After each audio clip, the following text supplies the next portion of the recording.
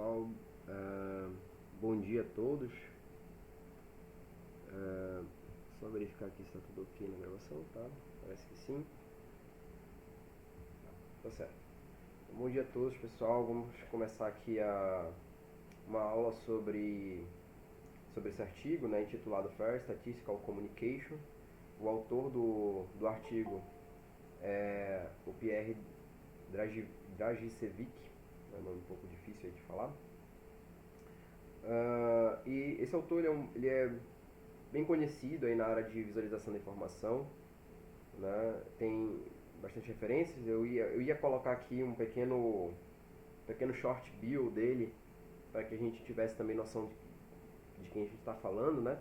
Mas acabou não dando tempo, ficou um pouco corrido a preparação da aula, então não deu, tá? Então a ideia dessa aula é basicamente ler o artigo, né? Porque eu vou estar basicamente trazendo as informações que o artigo trouxe, de maneira da mesma estrutura, inclusive, que o artigo está fazendo, só que em formato de aula, tá? Então vai ficar mais fácil. Eu vou também tentar dar os meus comentários aqui, certo? Então, antes da gente começar, alguns disclaimers, né? Algumas isenções de responsabilidade aqui da minha parte, tá bom? Também enfim, importante mencionar esses assuntos antes. Então, primeiro, eu pressuponho, né? E assim como o autor também do artigo pressupõe isso, dá para ver claramente pela forma como ele escreve o artigo, que o público já conhece, pelo menos levemente, o assunto, tá? Você já viu ali algum artigo científico usando os testes de hipótese nula, né? Esse NHST é o Null Hypothesis Significance Test, né? Então, que já usou ali o teste de significância da hipótese nula. Não necessariamente já usou, mas já viu em algum artigo, já leu sobre o assunto, já viu lá o p-value, né? Já teve um contato prévio, porque a gente não vai exatamente se debruçar em tentar explicar isso para o público, né? Então, assim, não é o objetivo dessa aula isso. Muito embora a gente vá fazer uma pequena revisão para que todo mundo fique um pouco a par aí da coisa. Mas a ideia é que já tenha tido um contato prévio. Em breve eu vou tentar postar essa aula no YouTube. Eu estou tentando gravar aqui no OBS, não sei se vai dar muito certo, tá? Para que de repente, não entendi alguma coisa, então vá estudar essa parte, né? E possa voltar, para que você possa voltar e revisar, né? O que a gente conversou aqui. Segundo disclaimer é que essa não é a minha área de atuação, então eu posso eventualmente falar alguma bobagem, tá? Alguma imprecisão.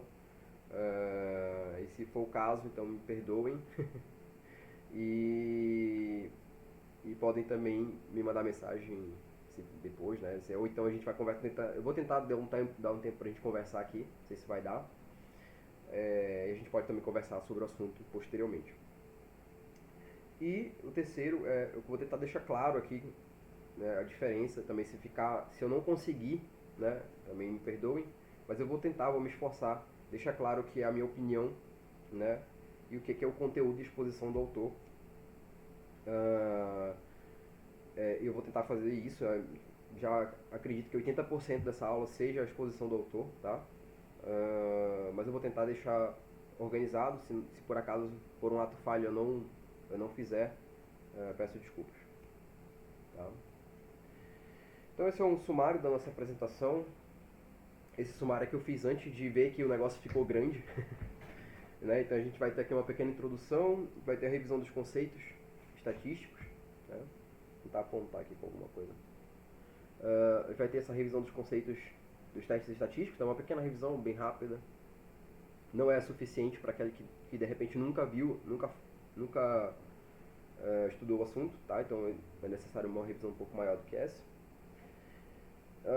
Problemas. A gente vai falar sobre os problemas relacionados ao teste de hipótese nula, teste de hipótese de significância, né, da hipótese nula, teste de significância da hipótese nula, e sua alternativa que o autor tenta vender ou apresentar, né, que é a estimativa, tá? E aí essa seria a segunda parte do artigo, ou seja, esse capítulo de livro tem 40 páginas, em torno mais ou menos 40 páginas, não lembro de cabeça. E a metade dele, essa outra metade, é justamente ele tentando dar dicas, né, de como você realizar uma comunicação estatística justa, que é isso que o título diz, né? Então, Fair Statistical Communication seria uma estatística, uma comunicação, né? Eu vou tentar comunicar os meus achados de maneira mais equilibrada, mais justa, enfim, né? Mais sensata, né? Não tem uma tradução precisa para esse termo fair, mas é mais ou menos isso, tá? Tentei colocar justo aqui, é uma tradução da minha cabeça, tá? Ah, certo, então, começando aqui na introdução. As ferramentas estatísticas são como toolboxes, né? São caixas de ferramenta que é utilizado para comunicar os nossos achados empíricos, tá? Então quando a gente fala aqui, quando a gente está falando dessa estatística que a gente quer se referir, é lógico que tem outros tipos de estatística, né?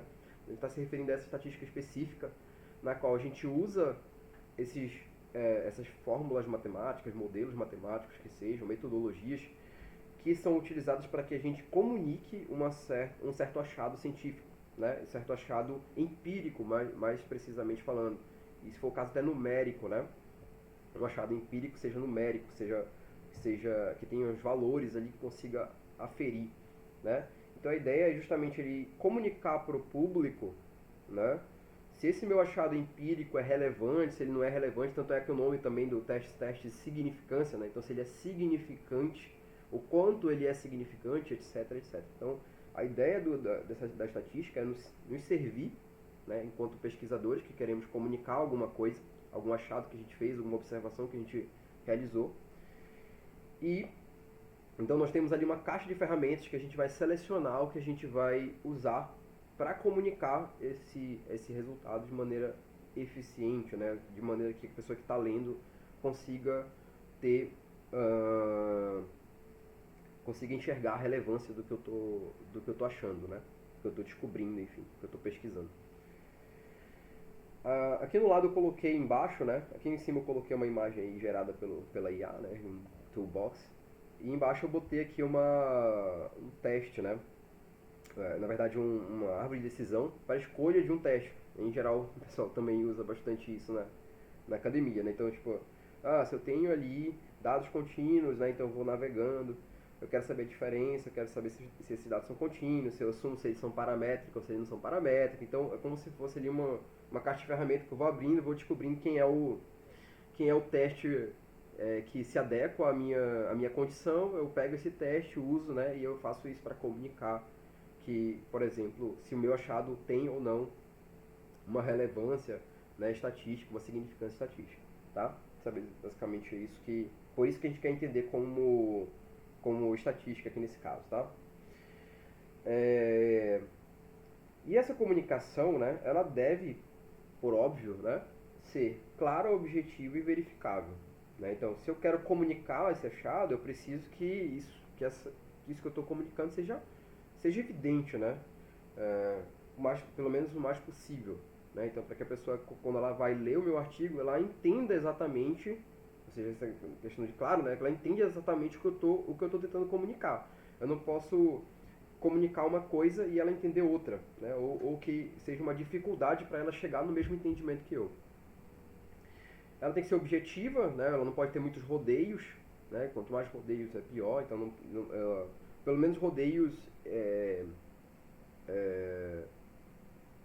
digamos, desnecessários, né? Ou seja, não, estou contextualizando, eu estou introduzindo o assunto, tudo isso é importante, mas da medida que eu começo a sair para outras vias e a pessoa precisa entender vários processos antes de entender o que eu preciso entender, se houver um caminho mais objetivo, mais direto, melhor, né? Em terceiro, ela tem que ser verificável, né? Então, a pessoa da parte de lá, ela tem que conseguir atestar, né, o que eu estou comunicando para ela. Tá? Ela tem que ser possível, né, para ela atestar a veracidade da coisa. Tá? Então, isso que é verificável.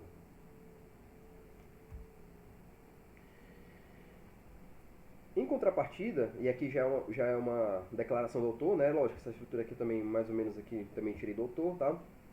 Então, em contrapartida, observa-se com frequência que os testes de significância de hipótese nula têm se mostrado falho ao atingir esse objetivo, né? Esses três objetivos anteriores aqui.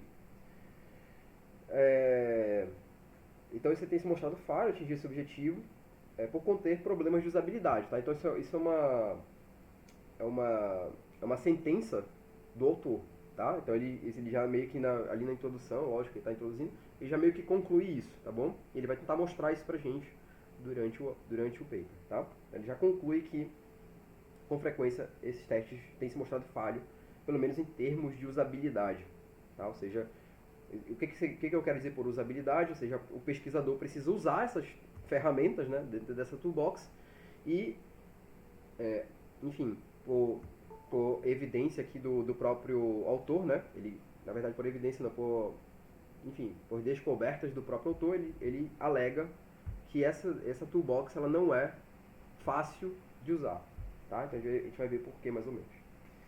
Em seguida, seguindo essa premissa, seguindo a premissa de que a culpa nunca é do usuário, né? Então como o Pierre, ele é um pesquisador de IHC traço Infovis, né? Então ele já trabalha com essa premissa, né? Que eu não questiono, mas assim, também não, não que isso seja verdade sempre, tá bom? Na minha opinião, claro. Tá? Que eu já estou deixando claro que é a minha opinião. Não acredito que seja verdade sempre, tá bom? Mas, sim, em certo sentido, de maneira geral, dá pra concluir isso, né? Então, se todo mundo tá errando algo, na minha visão tem duas opções, tá? Então, ou todo mundo não sabe o algo, ou esse algo é difícil mesmo. Só que, para os pesquisadores de HC, é meio que um consenso, é uma premissa já, né? Pré-assumido, que a culpa nunca é do usuário. Então, sempre eu tenho que melhorar o objeto que está sendo usado, né? Então, nesse caso, assumindo essa premissa como verdadeira, segue-se que o paradigma tem problemas de usabilidade, tá bom? Segue-se que o paradigma tem problemas de usabilidade, uma vez que se observa vários artigos, né? Isso ele já também deixa claro que existem meta-reviews, etc., que vão analisando a qualidade dos artigos ao longo do tempo e vão vendo que existem problemas especificamente com relação ao PVelo, a interpretação do PVelo, e quando o autor vai lá, né, enfim, não usa direito o teste, ou então, quando usa direito, não consegue expressar bem a interpretação, etc, etc. Né? Não modela bem a fase inicial, a fase das hipóteses, etc. Então, eles veem vários problemas estruturais ao longo das publicações, e aí, então, se segue que se existem esses problemas, logo, o problema é do NHST, né? do Hypothesis Significance Test. Tá? Então a ideia de usar o teste de significância de hipótese nula, tá? Só lembrando, NHST é o Null Hypothesis Significance Test. Né? Tá? Então é o teste de significância da hipótese nula. Então a ideia de usar esse teste, né, pelo menos quem formulou o autor lá aponta mais ou menos ali o Fisher, o Neyman Pearson, tá? São pessoas, digamos assim, a gente pode botar mais ou menos ali como pais dessa questão estatística, né? São precursores, né? Dessas questões estatísticas, desses testes estatísticos, científicos e tal. Então, eles idealizaram o teste e a idealização deles era garantir que o processo científico fosse o mais objetivo possível, né? Deixando aí de lado o julgamento humano, tá? Ou seja, então, quando eu for mostrar o meu artigo científico, a ideia, né, era deixar, digamos assim, olha, o julgamento do usuário não importa, né, o julgamento humano, né, o julgamento do pesquisador ali não importa, eu vou deixar isso de lado, porque isso é, digamos assim, variável, né, então o ser humano, ele tem opiniões diferentes, né, portanto, eu preciso usar um processo que seja o mais objetivo possível, tá, então essa era a ideia lá do Fisher, do Neyman Pearson, etc. Tá? O pessoal lá no começo que começou a formular esses tais de hipóteses. Porém, aí a gente já vai para nossa área, né? Então, por pouco a gente usa nossa área de HC, de Infovis, a gente vai usando esses testes. Quando a gente quer fazer, por exemplo, eu quero saber se se o meu gráfico aqui, que eu fiz bonitão, né? O meu gráfico de tree map, não sei o que, não sei o que, se esse gráfico é melhor do que esse outro. Aí eu começo, pego 20 usuários ali, né? Coloco eles para fazer e tal, e depois eu vou ver o tempo, e aí eu vou jogar um teste estatístico, né? Tem uma hipótese nula lá, que de repente os testes não tem diferença nenhuma, enfim, etc. Né? Então a gente vai até revisar um pouco isso mais à frente. Só que a gente não percebe, nós pesquisadores, aí já é uma crítica pra gente, né? Nós pesquisadores de HC e Infovis, nós não percebemos a contradição que existe dessa ideia pregada pelos estatísticos do passado, né? Digamos assim, que foram os precursores da coisa toda, com os nossos valores que nós mesmos pregamos, né? Porque o que a gente prega, né? Nós pesquisadores de HC e de Infovis, que o ser humano, que o fator humano, ele é extremamente relevante, né? Então, por exemplo, se eu sou um pesquisador de Infovis, eu quero que o ser humano analise os dados, e não que a máquina faça todo o processamento e cuspe o resultado.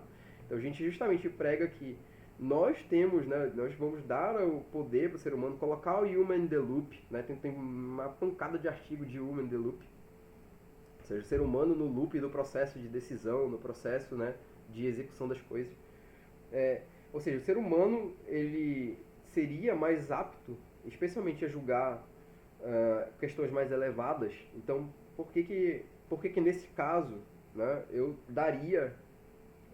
eliminaria o julgamento humano completamente dessa fase? Então ele coloca lá no artigo, não vem ao caso também a gente abrir muito essa discussão, depois se vocês quiserem a gente pode conversar, mas ele começa a abrir lá discussões desse tipo, tá? Então, mas como é as alegações contrárias, né? Então, não, mas esse processo do julgamento humano está separado, ele é somente para a parte conclusiva do experimento, na parte de setup do experimento, leva considerações humanas, e tal, etc, etc. Tá? A parte também das posterior, né, das sugestões do porquê que esses resultados aconteceram, também seria uma questão humana. Enfim, ele abre toda uma discussão que não vem ao caso aqui pra gente, mas que é de fato uma contradição para nossa área. Isso né? A gente sempre quer que o ser humano tenha, ou pelo menos espera, né, que o ser humano tenha, ou que você dê as habilidades, né, dê as ferramentas para que o ser humano faça análise. Né? Certo, então o presente estudo visa desafiar essa ideia de que o julgamento humano deve ser deixado de lado, mesmo que somente na etapa confirmatória, né? Mesmo que seja somente na etapa confirmatória. Além disso, visa comparar no Hypothesis Significance Test, né, o NHST, com a estimativa, tá? E aqui estimativa eu esqueci de botar entre chaves aqui, porque a nova metodologia que se pretende, que os autores, né, esse autor, em conjunto com outros, pretendem substituir pelo Null Hypothesis Testing, né? E basicamente, pelo que eu entendi no artigo, tá? Não sei se ficou bem claro no artigo para mim, pelo menos, quem é o formulador, digamos assim, precursor dessa estimativa seria o Geoff Cumming, né? Que está aí citado. Esse é o artigo que ele cita também do Geoff Cumming. O Geoff Cumming tem outros artigos sobre o mesmo assunto, ele basicamente fica dando aula o tempo todo sobre isso, tá? É um pesquisador que basicamente dedicou a sua pesquisa para tentar colocar a estimativa, né, fazer com que que deixe de se usar o NHST, tá? Que é basicamente o mais usado, eu acho, né? Pelo menos os que eu vejo no meu campo de visão aqui, de visualização, quando eu olho os artigos em geral, eu vejo o NHST, tá? Certo, então aqui ele discorre também, já em cima da sua alegação anterior, né, sobre o problema de usabilidade do NHST. Então como ele diz assim, o NHST e o Estimation fazem a mesma coisa. Então aqui nesse caso ele faz uma analogia, né, coloca os teapots aqui, né, esqueci o nome aqui do coffee, enfim, dessa jarra, né, dessas duas jarras. Então o NHST é como se ele tivesse um problema de usabilidade de fato, né? Então o manípulo ali, onde tu pega, né, a alça, a orelha, ela está no lugar errado, está no lugar ruim, né, no caso. Está num lugar ruim, de maneira que é mais difícil para mim obter o mesmo resultado que o meu resultado. Novamente, nosso objetivo é comunicar o nosso resultado estatístico, né? Nosso objetivo é esse. Usando aqueles 3 princípios lá no começo. Enquanto que a estimation, né, a estimativa aí, proposta imagino que pelo Geoff Cumming, né, inicialmente ali, seria melhor, né, teria uma usabilidade melhor, chegariam no mesmo resultado, chegariam nas mesmas conclusões, porém por caminhos diferentes, tá?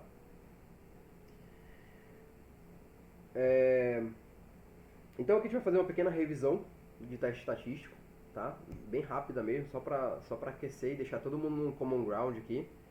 De novo, o objetivo não é deixar todo mundo safo em estatística aqui de maneira alguma, não tem como, né? Precisa de um curso específico e tal, de uma aula, ou então de uma aula só para isso. Então nosso objetivo aqui é só dar uma resumida aqui pra galera ficar no common ground, tá? Então, aqui a gente vai tratar um exemplo minimalista, né? Lá no artigo mesmo, ele trata, né? Então basicamente estou seguindo aqui o fluxo do artigo, tá? Então, um exemplo minimalista aqui que ele apresenta. Então, imagine que você precisa ajudar a sua amiga a comprar uma pílula para perder peso, né? Então, ela quer perder peso e o objetivo dela é comprar uma pílula e ela quer saber se ao comprar essa determinada pílula, ela vai perder peso ou não. E aí você, como um pesquisador, como um analista, né, de artigos científicos, vai ajudar ela a tomar essa decisão. Então o artigo científico aqui analisou a pílula, né, uma pílula, e ele contém o seguinte gráfico, tá? Esse é o gráfico que está lá no artigo. Então, resultado imaginário, né, do estudo sobre a efetividade da perda de peso, né, que a pílula proporciona. É o que está escrito aqui na legenda. E aí, olha só o gráfico, né? Nós temos aqui um pontinho ali, né? A mean weight loss, né? Então é a média da perda de peso, tá? Nós temos aqui uma barra, um erro bar, né? Que está mostrando o intervalo de confiança 95%, tá? É uma medida estatística em geral muito utilizada para isso. E nós temos do lado esquerdo ali que a nossa hipótese nula, né, o Hzinho, H0, a hipótese nula é que, na média, não vai ter nenhuma perda de peso. Tá? Na média não vai ter nenhuma perda de peso, então essa é a hipótese nula que a gente quer rejeitá-la. Tá? Então a gente sempre... Então o objetivo de quem vende o artigo, né, de quem quer dar, olha, tem uma solução nova, pelo menos é isso que se pensa, né? Essa minha solução nova, ela rejeita a hipótese nula, ou seja, rejeita que o negócio não funciona, tá? Até o pensamento é um pouco difícil, mas é isso, tá? Porque rejeita a nulidade, enfim, fica um negócio meio circular, mas a ideia é essa, tá? Então a hipótese nula é que na média a perda de peso é zero, a verdadeira perda de peso é zero, e na verdade essa média é a amostra, tá bom? A gente vai falar sobre isso mais à frente. E o p-value, né, tá mostrando aí um p-value de 0.009, tá? Então é um p-value bem, se a gente olhar, né, no senso comum aqui da comunidade científica, né, é um p-value bem atrativo, né?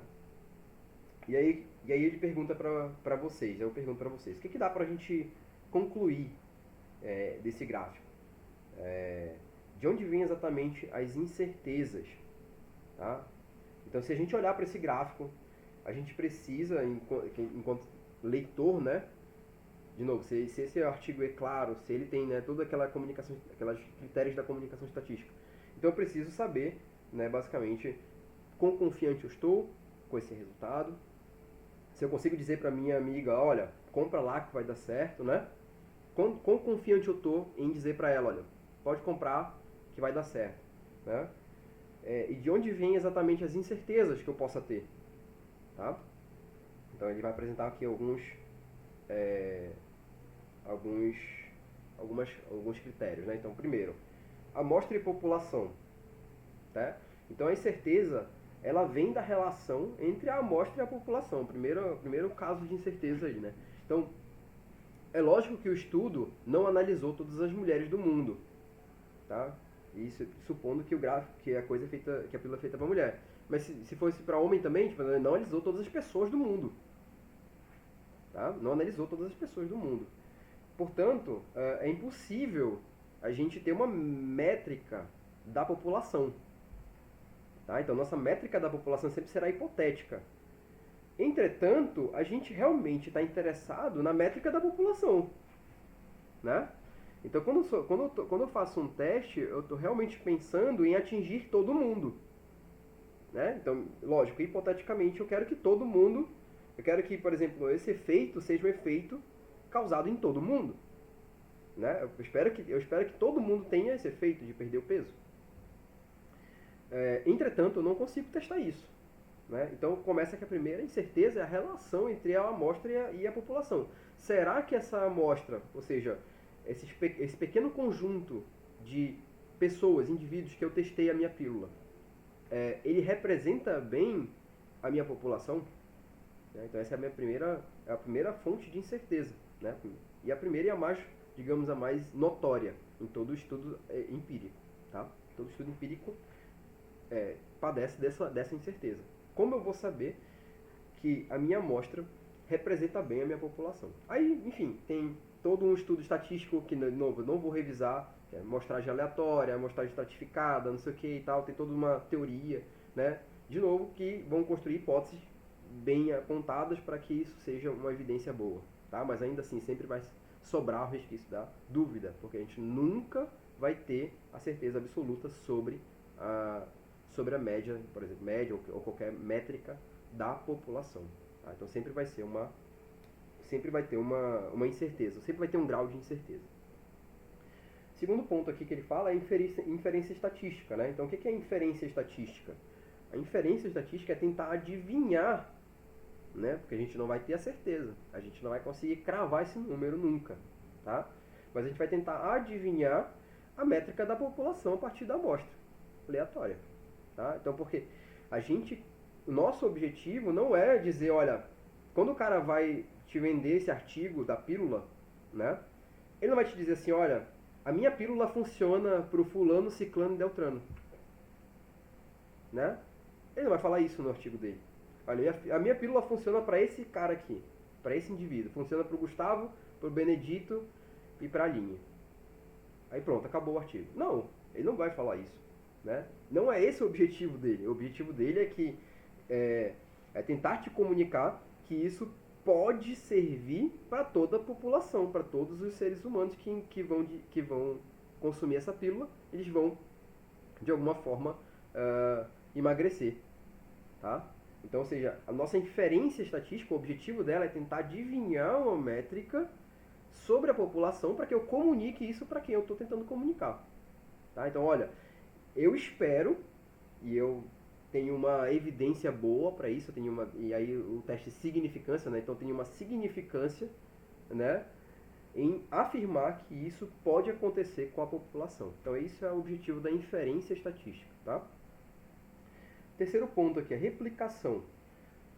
Outra amostra aleatória hipotética retirada da mesma população. Então a replicação, em geral, a gente não faz, né, nos nossos trabalhos.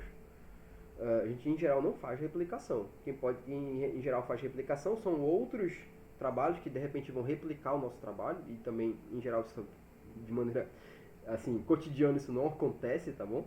Não vê um trabalho publicado, aí tu vê um segundo trabalho publicado que não, eu repliquei o trabalho do outro cara aqui, né? A não ser que ele tenha certeza que ele vai refutar o cara, né? Mas em geral não. Em geral tu tem um artigo, ele fez o experimento e pronto.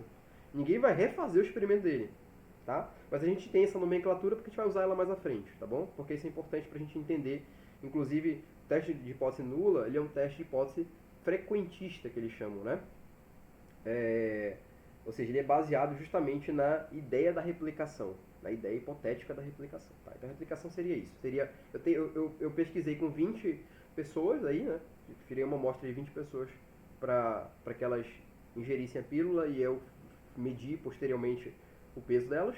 E faria isso novamente, com 20 pessoas novamente. Seria uma replicação, tá bom? Estou reproduzindo novamente o meu experimento, tá?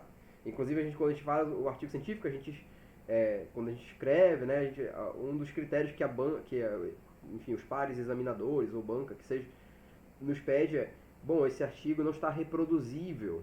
Por quê? Ele quer dizer o seguinte, ele quer dizer, eu não consigo replicar teu experimento. É isso que ele quer dizer, tá? Em outras palavras. Então, a estimativa... Tá, beleza, a explicação é isso. Estimativa pontual. Então, é a melhor aposta para quanto a sua amiga vai perder de peso ao tomar a pílula. Tá? Então, nossa estimativa pontual é alguma métrica que eu retiro para ser a minha melhor aposta em relação ao que eu estou medindo. Né? Então, nesse caso aqui, a pílula. Então, meu pontinho ali, que seria a média, é a minha estimativa pontual que eu estou usando. Né? Eu poderia usar mediana, eu poderia usar qualquer outra moda, enfim. Né? Ou uma medida que nem seja de centralidade eu poderia usar, tá? Mas é uma medida que eu julgo ser a minha melhor aposta. Em geral, a média é usada, tá bom? Então, essa é a melhor aposta que eu acho que ela vai perder de peso. Então, aqui no meu gráfico, eu estou vendo que ele tem uma média de 2 quilos, né? Então, a minha melhor aposta aqui, a melhor aposta, né, pelo menos em relação ao que ele está tentando me comunicar, o artigo tentando me comunicar, é que ela vai perder 2 quilos. Tá? Essa é a melhor aposta sobre quanto ela vai perder de peso. Mas, novamente, há uma incerteza sobre isso, né? É que ela vai perder 2 quilos exatamente. E aí vem o intervalo de confiança. Então, a estimativa de intervalo, né? Que ele usou aqui no caso o intervalo de confiança. Então, a estimativa de intervalo representa o grau de incerteza sobre a estimativa pontual. Então, bom, eu tenho certeza que ela vai perder 2 quilos? Não, lógico que não. Eu tenho um grau de incerteza. Tenho um grau de incerteza, inclusive, sobre essa média em relação à média da população. Tá? Nem necessariamente com ela, mas até com a média da população, tem um grau de certeza. Esse intervalo de incerteza, ele tenta nos comunicar o quanto é essa incerteza. Ele é muito largo, ele é muito estreito, essa incerteza, né? Então ali, nesse caso, né, nós temos uma incerteza ali que varia mais ou menos em meio quilo até 3,5 kg. Tá? Então seria mais ou menos essa incerteza, esse grau de incerteza que se tenta comunicar, né? E lógico, esse grau de incerteza ele vai variar conforme o tipo de estimativa de intervalo que eu uso. Eu poderia usar desvio padrão, eu poderia usar o erro médio, eu poderia usar o intervalo de confiança com 95% de certeza, eu poderia usar o intervalo de confiança com 90%, tudo isso iria deixar esse gráfico ou mais largo ou mais fino, dependendo da métrica que eu estou usando, tá bom? Então é importante que também a pessoa que está interpretando esse gráfico, ela já tenha o know-how de como é que funciona o intervalo de confiança, a priori. Tá? Porque senão ela pode confundir. Se eu ver um negócio gigante, mas era o desvio padrão. Ou então eu vejo um negócio gigante que era o erro médio, eu sei que é diferente, entendeu? Então eu sei que esse cara tem mais certeza que esse, etc. Tá? Bom, se não deu pra entender, eu sei que eu tô falando muito rápido essas coisas. Se não deu pra entender, tem que revisar, tá bom? Tem que pegar, voltar e estudar um pouquinho sobre essas coisas, sobre a teoria disso. Tô mais aqui dando um common ground, como eu falei. Não tô tentando dar uma aula de estatística, tá? Então, então aqui o p-value, né, o último termo aqui que ele lembra, é a probabilidade de termos obtido essa amostra, tá? Dado que a hipótese nula é verdadeira. Então, o que significa o p-value? Então, o p-value é um negócio que realmente os caras só... Né, e eu me incluo nesse processo, né? Então, até pouco tempo, sei lá, eu entendia que o p-value era, tipo, passou aqui para o 0,20, passou esse 0,5 aqui, tá safe, né? Tá tudo tranquilo. Não passou, então temos problemas, né? Temos problemas. Então, a gente precisa entender bem o que é o p-value, né? Então, o p-value é a probabilidade de termos obtido essa amostra. Então, qual é a probabilidade de nós termos obtido essa amostra, dado que a hipótese nula é verdadeira. Tá? Então, esse valor ele é calculado supondo que a média da minha população é exatamente igual a zero nesse caso aí, por exemplo. Né? Que a nossa hipótese nula é que é zero, igual a zero, nossa hipótese nula ali. Né? Então, H0 igual a zero. Ali.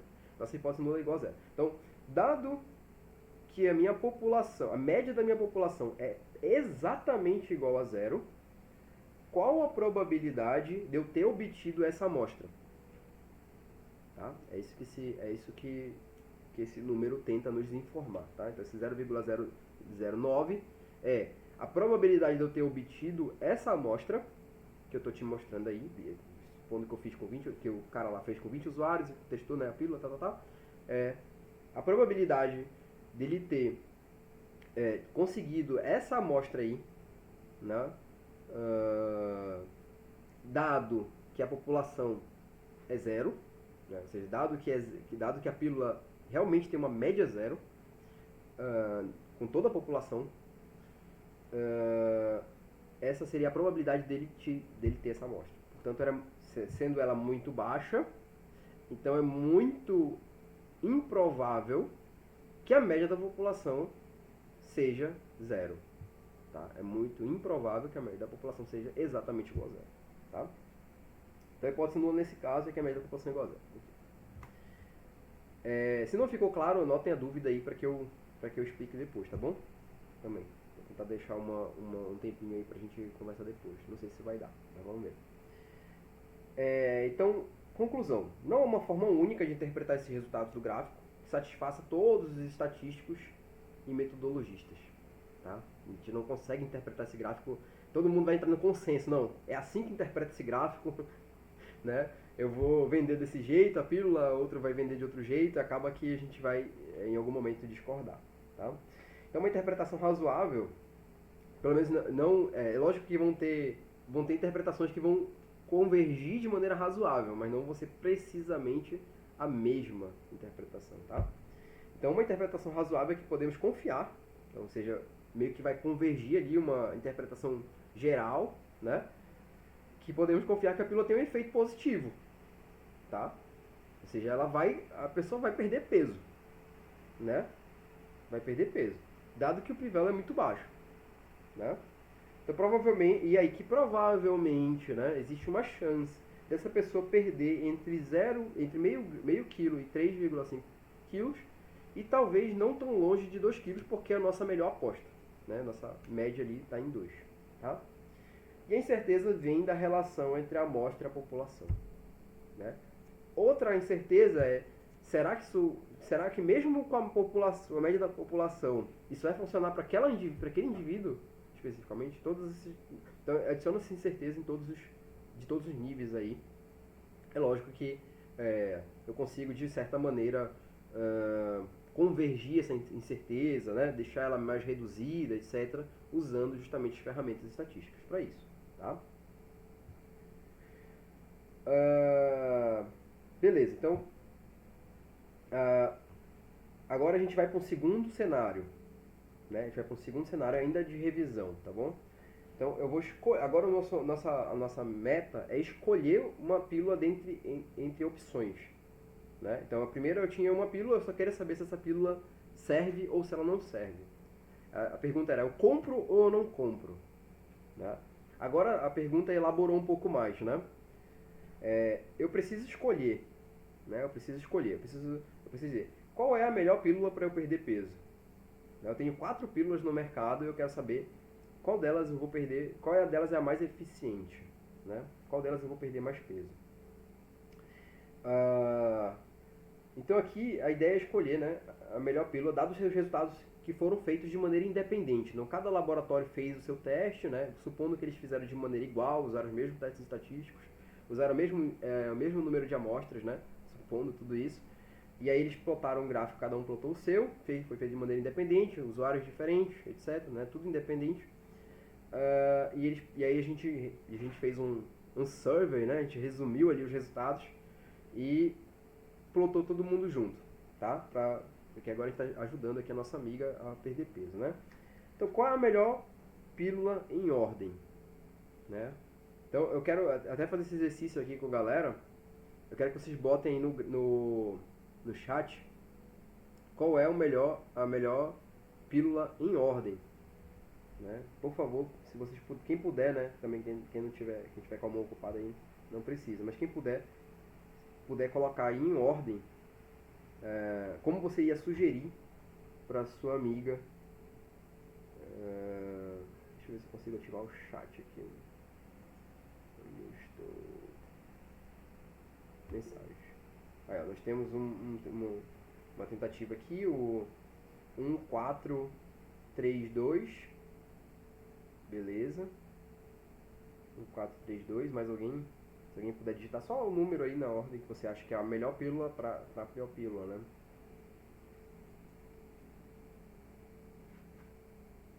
Mais alguém aí? Só o Brian que vai arriscar. Bora lá, pessoal, tentar só digitar o número aí pra gente. Bom, não vou esperar muito, senão vai demorar, né? Aí, ó. A Aline também concordou com o Brian, né? A Vanderline achou que é o 4, 3, 2, 1. Beleza, mais alguém? Tá. Bom. Aí, mais uma resposta que eu acho. Thiago. 3, 3, 2, 1, 4. Tá, beleza. Então, nós temos, dá pra ver que tem respostas divergentes, né? Sobre a interpretação. Também, mas é só um experimento rápido, tá? Também não significa nada. Não estou tentando provar nada estatisticamente aqui, certo? Não estou tentando fazer nenhum teste de estatística. Só pra gente entender que existem diversas interpretações, tá? Então a gente vai poder interpretar de maneira diversa. Bom, mas existe também, assim, uma forma razoável de se interpretar, né? Novamente, eu posso dizer, não, essa aqui é melhor por esse aspecto, essa é melhor por essa condição, etc, etc, etc. Sim, e a gente vai chegar numa ordem diferente, de fato, tá? Mas aí vamos aqui vamos tentar convergir essas ideias para uma interpretação mais focada, digamos, no nosso objetivo inicial, né? Ou seja, no que o paper quer comunicar e qual é o efeito que eu quero produzir para minha amiga, né? No caso, qual é o efeito que eu quero produzir para ela, que no caso ela quer perder peso.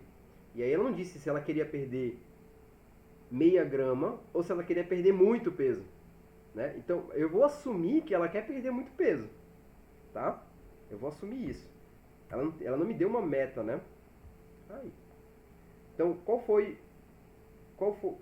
assim, bom, eu não coloquei a resposta aqui, mas eu vou dizer.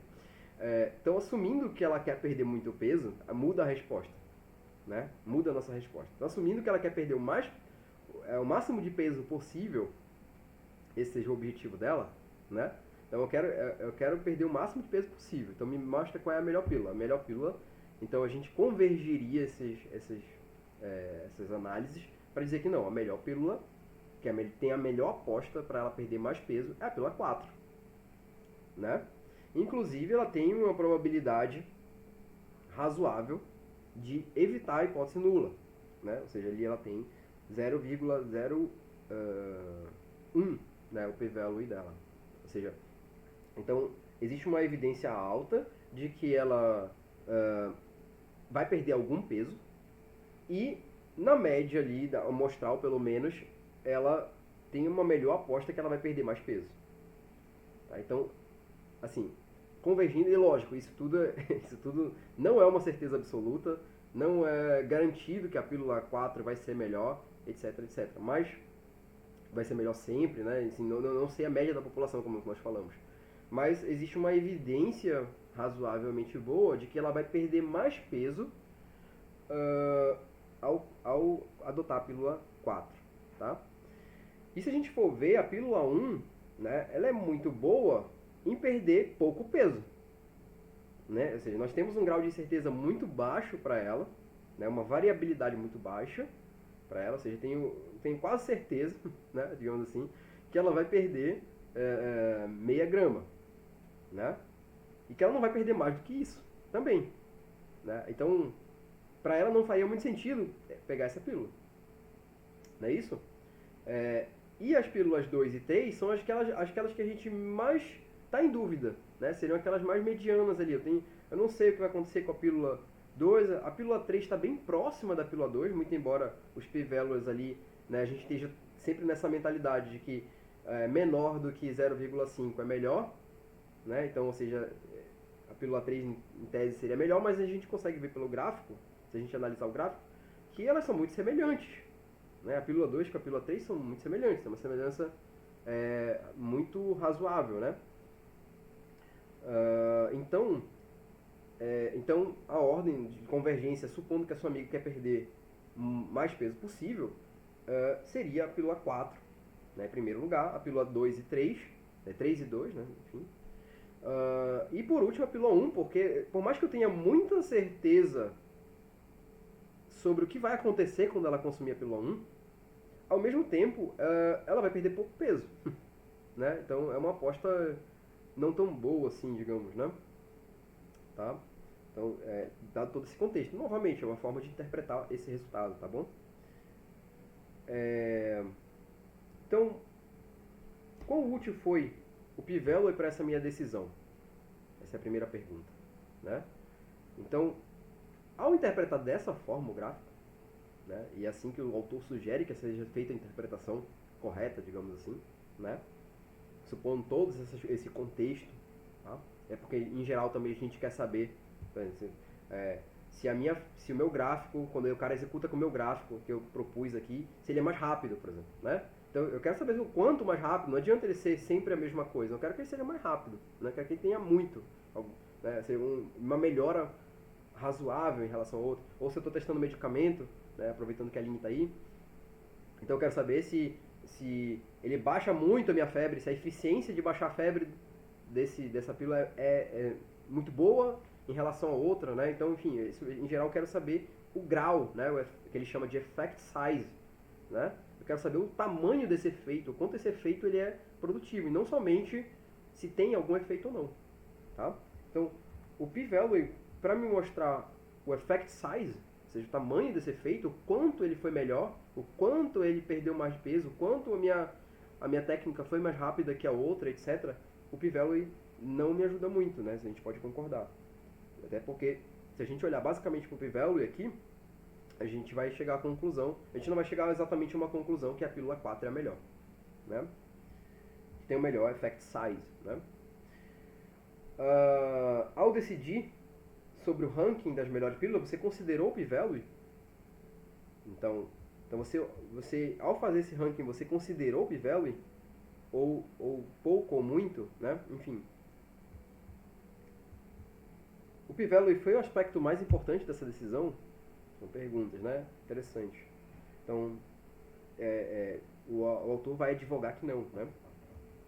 Então perceba que nesse caso, ele não foi só irrelevante, então ele acha, o autor coloca nesses termos, né? Então, não só foi irrelevante, porque realmente, de repente, até parei de olhar para ele, comecei a olhar mais para o gráfico, porque o gráfico se mostrou mais revelador para mim, né? Ao tomar a minha decisão. Não só foi irrelevante, como ele foi redundante. Porque quando eu observo o intervalo de confiança, e isso aí é um background que ele precisava ter, tá bom? Então, ou seja, quem não tinha esse background de que o intervalo de confiança é precisamente a mesma coisa que calcular o p-value, assim, pelo menos existe uma forma de interpretar isso, né? Não é o mesmo cálculo, existe uma forma de interpretar a intervalo de confiança de forma que ele te revele o p-value, né? Então, ele é redundante porque, ao ter o intervalo de confiança 95%, eu tenho exatamente o meu critério do p-value menor que 0,5%, né? 0,05.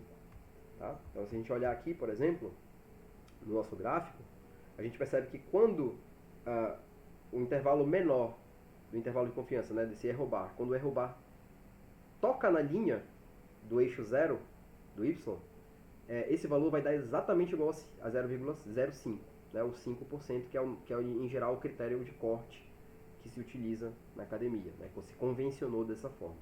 Tá? Então, se a gente pegar, como ele é 95% de confiança, esse 5% exatamente é quando essa borda do intervalo de confiança, essa pontinha, vai exatamente cravar no zero.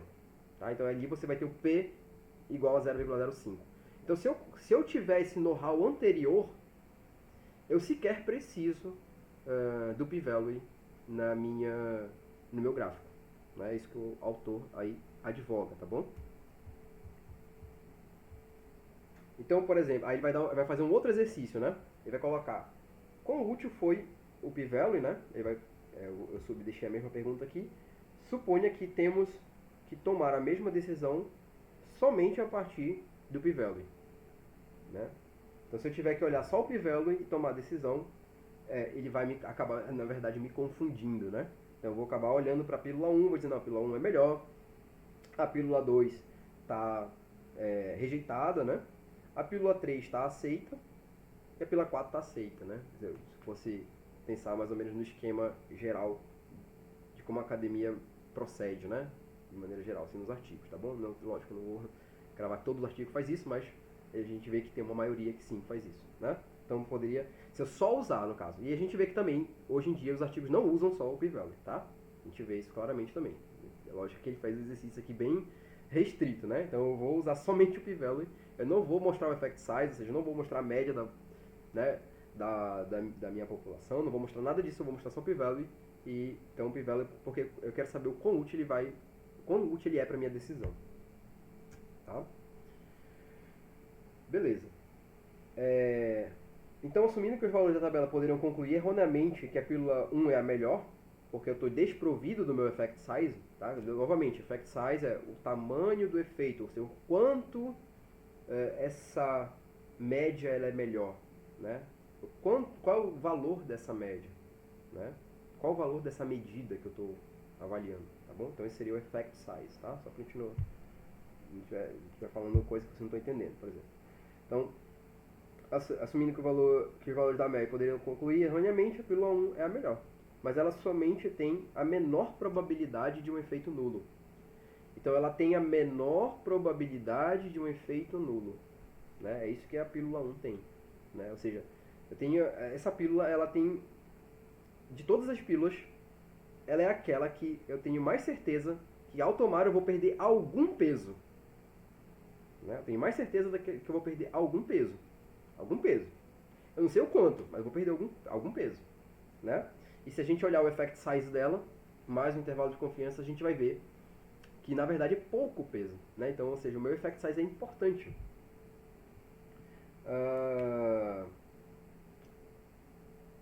Ou seja, ela tem mais chance de perder alguma coisa, mesmo que seja uma grama, né? Mesmo que seja uma grama, ela tem a maior chance de perder alguma coisa. Portanto, somente o p-value não nos mostra todo o contexto necessário para tomar a decisão. Tá? Lembrando, por que a gente conclui isso? Porque o que é o p-value? O p-value é justamente qual a probabilidade de eu ter tirado essa amostra, assumindo que a média da minha população é exatamente igual a zero. Tá? É por isso. Então, a minha probabilidade de sair essa amostra aleatoriamente, assumindo que já é verdade, já é um fato, que a minha média da população é igual a zero. Que a gente não sabe se é, né? Então, obviamente, a gente não sabe se é. Tá?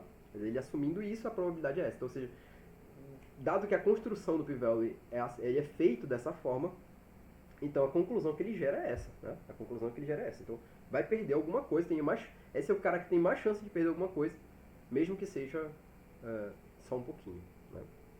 Ou que seja muito também, tanto faz para ele. Ele estava realmente interessado no fato de refutar a hipótese nula, né?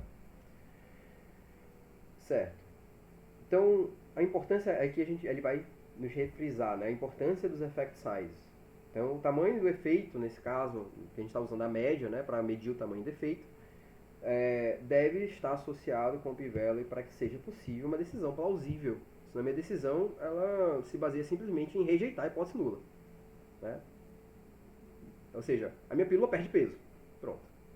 Não, eu não quero comunicar só isso, né? Não é só isso que eu quero comunicar na minha pesquisa. Eu quero comunicar algo além, né? Então os effect sizes são importantes, eles precisam ser comunicados. Tá? Também podemos usar os intervalos de confiança para demonstrar um nível de certeza. Então, ou seja, eu consigo usar o intervalo de confiança, é uma métrica que, de novo, ele alega ser redundante, de fato dá para extrair visualmente o p-value do meu intervalo de confiança. Visualmente, uma pessoa que já se instruiu sobre o intervalo de confiança consegue olhar para o intervalo de confiança e dizer, não, o p-value é mais ou menos tal valor, né? O que torna o p-value uma informação redundante, mais difícil de ser analisada, e uma vez que os intervalos de confiança são mais intuitivos. Tá? Então, ao olhar para o intervalo de confiança, tu consegue ter uma intuição melhor sobre o que está acontecendo. Ao passo que se tu só olhar só para o p-value, tu não consegue ter a mesma intuição. Então, por exemplo, alguém poderia argumentar. Realmente o autor está se esforçando para para refutar o p-value, né? Eu não quero usar o p-value, tá bom? Então, por exemplo, alguém poderia argumentar, né? Alguém poderia alegar. Então, tu vai lá e usa todas as informações possíveis, né? Tu vai lá, joga o p-value, joga a média, joga o intervalo de confiança, e aí ele discute que isso, entretanto, só levaria a uma poluição de informações repetidas, né? Se a gente olhar, por exemplo, para o gráfico aqui na direita, né? Para o gráfico rotulado como B, a gente tem os intervalos de confiança, seria um gráfico só com intervalo de confiança, né? E a gente conseguiria, de alguma forma, né, extrair dali, mais ou menos, ali, o valor do p-value. Tá? Lógico, sempre o p-value relacionado, lógico, essa conta não é o valor exato do p-value, tá? Porque o p-value de fato é outra conta. Mas a gente conseguiria extrair a informação do nosso critério lá de 0,5, tá bom? Dado que o intervalo de confiança é o de 95%, tá bom? Deu para entender? Então 95%, se a minha pontinha lá encostar no zero, significa que ele passou no teste de 0,5%, que em geral é o teste aplicado na comunidade científica, tá? Dos 5%, né? 0,05. Certo? Então, a importância de comunicar os efeitos similares, né? Então, outro ponto a favor do intervalo de confiança é a possibilidade de medir a similaridade e a diferença, né, na mesma visualização. Então, por exemplo, nota-se que B é superior a A e também que C é semelhante a A. Né? Então, se nós olharmos aqui no nosso gráfico, por quê? Eu estou fazendo já uma comparação de subtração. Né? Então, estou subtraindo a média de A, pegando a média de B e subtraindo de A. E aí eu ploto o meu intervalo de confiança. Isso está acontecendo no gráfico, né? Então eu quero saber, quando está para a direita, então significa que o B é maior. Né? Ele é positivo, o A é negativo, então a diferença, a subtração dos dois vai ficar para a direita. Né? Portanto, o B é superior. Né? E aí, como o meu intervalo de confiança está ali, né, acima, tá para a direita, né, do zero, então significa que ele passa no critério lá de 0,5, né? Já o C em relação ao A, né? Não. O C em relação ao A, ele já tem eles me parecem ser iguais, né? Parecem ser semelhantes, no caso, né? Justamente porque, divergindo os dois, eu chego à conclusão de que eles são muito semelhantes. Isso analisando o gráfico, né? Agora, a relação entre D e A é bem mais incerta. Parece que eles poderiam ser iguais, mas não, porque a gente vê o intervalo de confiança dessa diferença muito largo.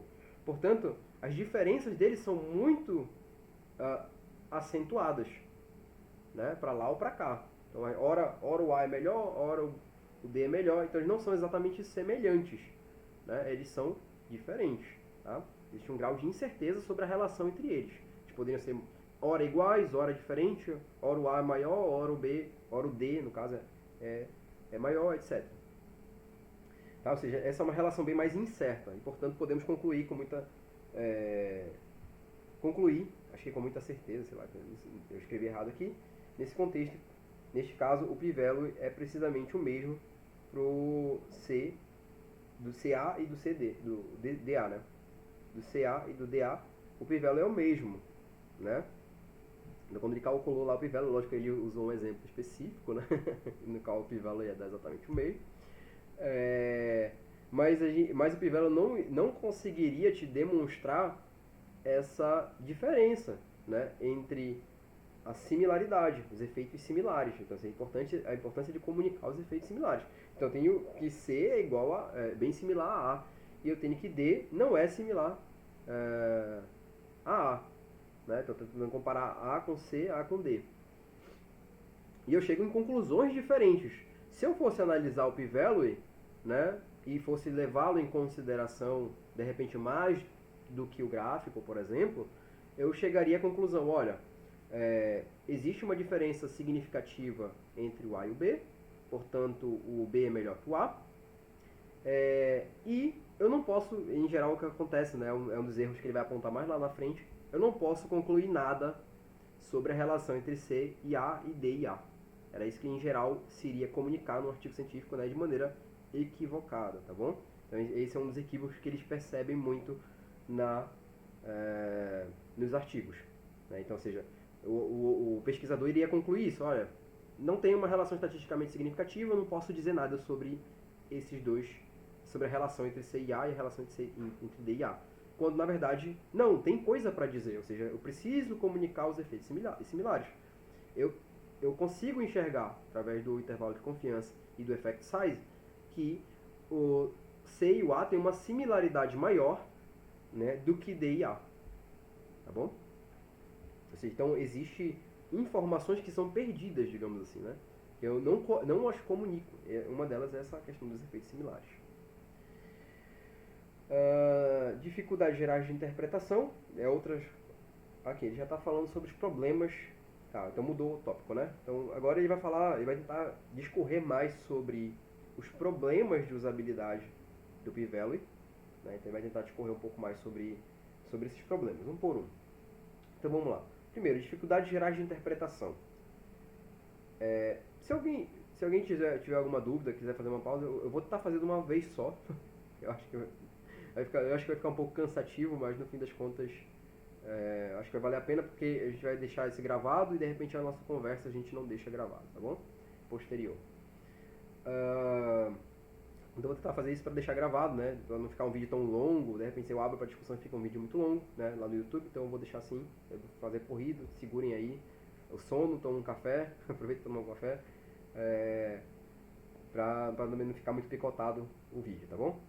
Então, primeiro, dificuldades gerais de interpretação. Primeiro eu vou analisar isso. Então, é mais fácil para o público a ideia de um intervalo de confiança do que os p-valores, né?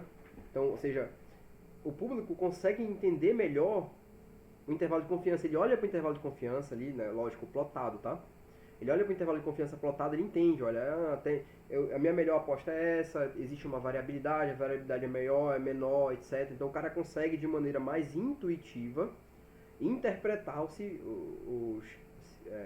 CIs, né, os intervalos de confiança, confidence interval, de uma maneira mais intuitiva, mais fácil. Então o aprendizado dessa estatística, né, dessa ferramenta estatística parece, né, pro autor pelo menos, mais fácil de se aprender, de se captar, do que os p-values, né, que é uma construção hipotética em cima de que a população é igual a zero, etc. E quando o cara vai interpretar o p-value, ele faz várias confusões em relação ao que significa o p-value, né? O que significa essa probabilidade. Ele vai falar um pouco mais disso na frente também. Então, os intervalos de confiança têm uma representação visual adequada, né? Então, ele tem uma representação visual, aquele erro bar, né? Fica uma coisa, no caso no gráfico, fica uma coisa esteticamente boa, padronizada também, né? Enquanto que para o p-value ele não tem, é um valor e em geral não tem ali uma representação visual boa para ele, tá? Porque em geral, por exemplo, se o cara tentasse plotar o p-value, vamos supor, com dot plot, né? Um gráfico tem um eixo aqui e as bolinhas vão indo para frente ou para trás. Se o cara tentasse plotar o p-value, o leitor poderia facilmente confundir isso com a média, por exemplo, né? Poderia facilmente confundir isso com outra métrica, tá? Então, em geral, não se plota o p-value. O p-value se coloca ao lado ali como uma informação extra, né? Ou numa tabela, etc. Então, os estudos mostram que mesmo cientistas treinados levam bastante tempo para interpretar os p-values. Então, isso aqui ele mostrou alguns artigos. Lógico que todas essas alegações dele, algumas não tem, tá? Algumas são alegações mesmo, porque são intuitivas, digamos assim, e outras ele tem lá. É bom, né, que de repente vocês... esse autor tá louco, não, então dá uma olhada lá, porque tem algumas citações que eu não trouxe, tá bom? Algumas citações que eu não trouxe. Tem várias citações lá, eu resolvi trazer essa aqui justamente porque é algo que é externo à pesquisa dele, né? Então é algo que ele tá de fato mais, assim, apontando para outro trabalho, tá? Erros de interpretação e probabilidade, da probabilidade. Então isso aqui é uma coisa que ele observa também que acontece comumente na academia. Então, o P é a probabilidade de se ver um resultado tão extremo, ou seja, de se ver se... Pô, eu vi esse resultado aqui, porque a tua hipótese nula é o zero aqui. Eu vi um resultado aqui, eu peguei uma amostra, todo mundo pra cá, né? Minha amostra, a minha zero tá aqui, todo mundo pra cá. Pô, qual é a chance de eu ter pego de uma população que tem amostra zero, né? Ou seja, tem valores pra cá, tem valores pra cá, né? Qual é a chance de eu ter pego aleatoriamente só o cara daqui, né? Se a minha amostra é aleatória, tá? Se a minha amostra é aleatória, então qual é a chance de eu ter pego ela somente desse cantinho aqui? É isso que é o p-value, né? Então, ou seja, qual a probabilidade de eu ver um resultado tão extremo como observado, dado que a minha hipótese nula é verdadeira, né? Supondo já que a minha hipótese nula é verdadeira. Ou seja, o que eu quero dizer por minha hipótese nula é verdadeira? Que a média da população é exatamente igual a zero ou exatamente igual a algum valor que você queira, tá? Então a tendência é tratar essa probabilidade como a chance de ocorrer a hipótese nula, que é falso, tá? Então a tendência é olha, a probabilidade de que a minha hipótese nula seja essa é tanto. Não, a probabilidade de que a média da minha população seja essa é de 0,05. Não, não é isso, é absoluto, né? É como se você estivesse dizendo, olha, a chance de eu estar, de que a minha métrica esteja errada é tanto. Não é, a minha absoluto não é isso, né? Tá? Ou que a chance da minha população seja zerada lá, não é isso, tá bom?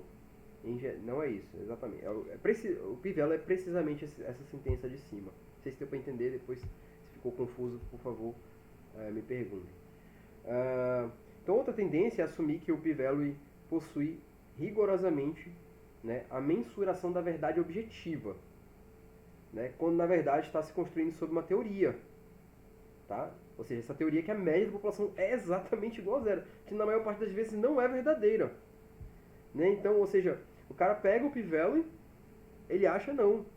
A chance dessa amostra aqui tá enviesada, né? A chance dessa amostra é muito baixa. Eu tenho certeza absoluta. É o meu teste estatístico, ele prova. Né? Está provado estatisticamente. Talvez até essa forma de falar já esteja associado, assim, né? E vai encarnando no cara. Não, provei, tá aqui, acabou, não tem mais discussão, entendeu? Não. Primeiro, essa probabilidade está construída sobre uma hipótese que em geral não é verdadeira.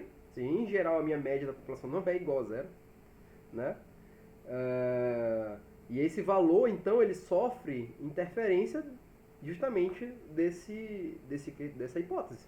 Se eu estou supondo que a minha média é exatamente igual a zero para extrair dessa suposição um valor numérico, é óbvio que se a minha hipótese inicial não é verdadeira, ou ela é suavemente para lá e para cá, esse valor ele também vai suavemente se mover. Tá entendendo? Por mais que seja bem próximo de zero, ainda assim esse valor vai ficar flutuando. Tá? Ainda temos a questão da amostragem, a relação entre a amostragem, como foi feita a amostragem, como é que está o design da tua pesquisa. Então, em geral, tem-se a se apegar ao p-value como uma coisa tipo, provei estatisticamente, não tem mais o que discutir, está aqui meu paper, ninguém, né, etc. Ou então a pessoa vê um paper, né, e não, está aqui, está provado, acabou, não tem mais discussão, não preciso mais conversar nada, não sei o quê. Não funciona assim, tá? Erro de interpretação do p-value alto, então outro problema que ele alega ser de usabilidade, né, então, ou seja, quando eu tenho um p-value muito alto, né, ou seja, quando o p-value ele vai fazer o contrário. Então, quando o p-value é baixo, realmente podemos dizer que temos uma boa evidência de que o efeito existe. Né? Então, ou seja, quando o p-value é baixinho, né, a probabilidade de eu ter extraído essa amostra, dado que a minha população é igual a zero, é muito baixinho, então significa... Eu tenho uma evidência boa, não significa que eu, novamente, significa que eu provei, está aqui, mostrei, ninguém mais mexe na minha pesquisa, sai, né? Não é assim. Mas eu tenho uma evidência muito boa, né? uma vez que o teu p-value é baixo, tem uma evidência muito boa de que existe algum efeito. Tá? Existe algum efeito. Meu p-value é baixo, existe algum efeito. Tem uma chance, uma evidência muito forte disso. Ou seja, uma evidência muito forte contra a hipótese nula. Mas, para valores altos, não temos nem o que concluir. Então, uma vez que eu tenho um valor alto para o p-value, o que eu vou fazer com isso? Né? Então, a gente viu aqui o exemplo da similaridade. Né? Então, ele não consegue comunicar, o p-value não consegue comunicar outra coisa a não ser isso. Né? Então, quando eu vou tentar comunicar similaridade, eu não consigo, porque meu p-value deu alto, o que eu vou fazer? Não tem mais o que fazer, deu alto, né? Não tem uma conclusão sobre o p-value alto, entende? O meu p-value alto significa que a minha hipótese nula é plausível, entendeu? A hipótese nula é plausível, sim, mas tá, e aí? O que significa? Então, eu não consigo extrair conclusões para além disso, né? Certo? Então, e aí muitos pesquisadores têm concluído que não tem mais nada para ser analisado, né? Uma vez que o p-value deu alto, não precisa mais fazer nada. Não, joga fora a pesquisa, sei lá o que, desiste, depressão, pílulas antidepressivas, qualquer coisa assim, né? Acabou, morreu, perdi meu doutorado, qualquer coisa assim, entendeu? Né? Não é assim que funciona, entende? É porque tem outras conclusões para te extrair dessa coisa, sabe? Então, o que não necessariamente é verdade, tá? Então a gente vai, como ilustrado aqui na figura 6, né? Como eu falei, né? Então, existem outras coisas para te analisar, né? Nesse caso, tá? Então, problemas... Continuando, né? Então, o problema é o erro de interpretação da confiabilidade. Então, aqui o autor, né, menciona o trabalho do Geoff Cumming. Novamente, Geoff Cumming é essa pessoa que... esse pesquisador que propôs esse modelo, né, novo, né, de substituir aí o p-value com a hipótese nula, etc. É o Geoff Cumming, tá? Ele propôs essa método de estimativa. Então, o Geoff Cumming, ele fez ele chamou de dança dos p-values, né? Que mostra que a confiabilidade dos p-values não é tão alta quanto a gente imagina. Ou pelo menos se imagina à primeira vista, tá? Então, ele fez esse experimento, né? Então, o pesquisador nem sempre deve esperar que o valor desejado apareça devido à variabilidade da amostragem. Então, como a amostragem é aleatória, o valor que eu vou calcular em cima do p-value, ele vai variar conforme a minha amostra. Então aqui ele faz as replicações que eu falei para vocês lá no começo, né? Então, ou seja, é lógico que ele não está fazendo experimento, ele está fazendo um teste com um modelo conhecido, ele plotou lá uma gaussiana, né? Eu vou mostrar para vocês depois, se der tempo também, um videozinho. Ele plotou uma gaussiana, ele tira uma amostra aleatória dessa gaussiana de tamanho, deixa eu ver, nem tem aqui, tamanho 20, sei lá, alguma coisa assim, 25, pega um tamanho lá qualquer, tira uma amostra dessa gaussiana, que ele já conhece, né? Ele tem a fórmula matemática dela, então ele supõe que essa é a média da população. E aí, ele coloca a média da população aqui no 10, tá? Então ele coloca lá exatamente a média da gaussiana no 10, coloca um desvio padrãozinho lá qualquer e tal, então ele começa a fazer um experimento. E o que acontece quando ele tira diferentes amostras desse tamanho, por exemplo, tamanho 20? O que acontece com o meu p-value? Olha só o que acontece com ele. Ele varia, mesmo eu extraindo da mesma população, né? Ou seja, quando eu extraio da mesma população, eu posso ter o p-value de 0,2, 0,1, aí 0,17, provei, né? Estatisticamente, significativo, né? E tem chance de não dar, né? Então, por exemplo, tem aqui o 0,42, muito ruim, né? 0,34, muito ruim. Então, ou seja, ele simplesmente pegou uma amostra, mediu, colocou o p-value. Aí pegou uma segunda amostra independente, né? Ou seja, pegou, coletou de novo, mediu. Como se ele estivesse fazendo replicações do trabalho. Ou seja, estou fazendo meu trabalho de novo, né? Tô pegando meu trabalho e fazendo ele de novo, a mesma coisa. Então, quando eu faço isso, quando eu tenho replicações, o p-value varia conforme as replicações. E é óbvio que ele varia porque a amostra varia. Ninguém espera que uma amostragem aleatória seja igual a outra. Né? Eu tenho um conjunto, eu tenho aqui o meu saco do bingo. Né? Tenho diferentes números aqui. Por mais que eu tenha uma média, por mais que tenha ali uma média e tal. Quando eu tirar diferentes números aqui, tirei 5 números, 20 números, qualquer coisa assim, eu tenho um saco com 100, né? tirei 20 númerozinhos. Olhei os 20 números. Coloquei de novo meus 20 lá no saco. Se eu tirar outros 20, tu espera que seja exatamente igual? Não. Então, como a métrica do Pivelo ela é calculada em cima da amostra, então eu calculo a métrica em cima da amostra, não em cima da população, porque eu não sei a população. Então, é óbvio que esse valor varia de amostra a amostra. E é óbvio que a minha amostra varia de amostra para amostra. Tá? Então, ou seja, a confiabilidade desse valor não significa que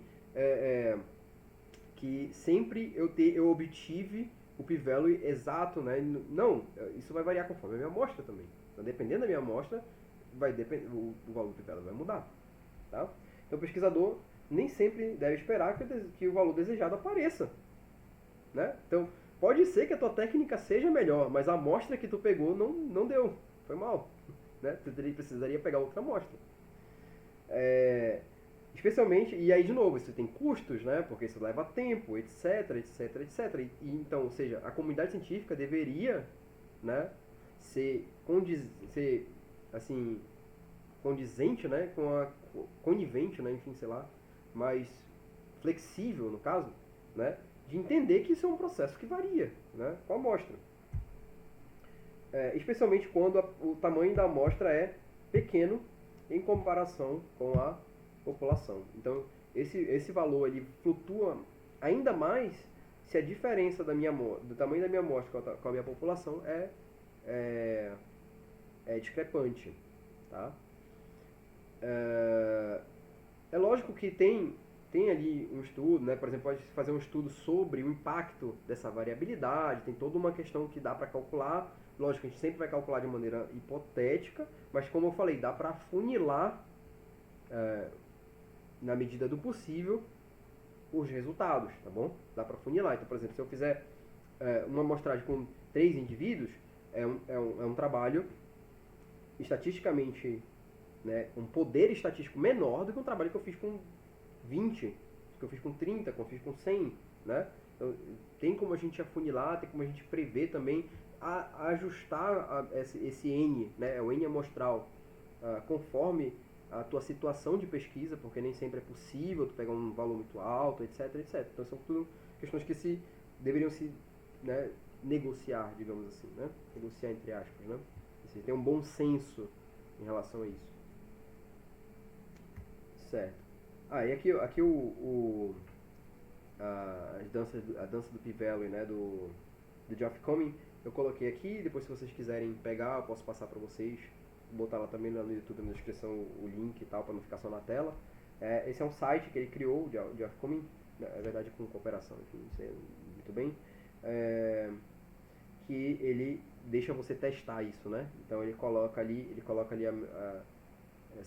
a população ali em cima, né? Aquela gaussiana, ele joga a média ali, e aí ele pega ali e controla aqui no canto esquerdo os parâmetros, né? Então, tipo, eu quero uma amostra de tamanho 16, eu quero uma amostra de tamanho 20, eu quero usar um intervalo de confiança assim, né? Eu quero mostrar o p-value e tal, e aí ele coloca. É até legal, eu vou tentar mostrar depois mais à frente o vídeo, né, que ele mesmo produziu.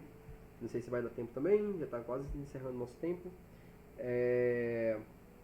Mas ele produziu um vídeo bem engraçado, né, sobre sobre a dança dos p-values, né, desse nome, dança dos p-values.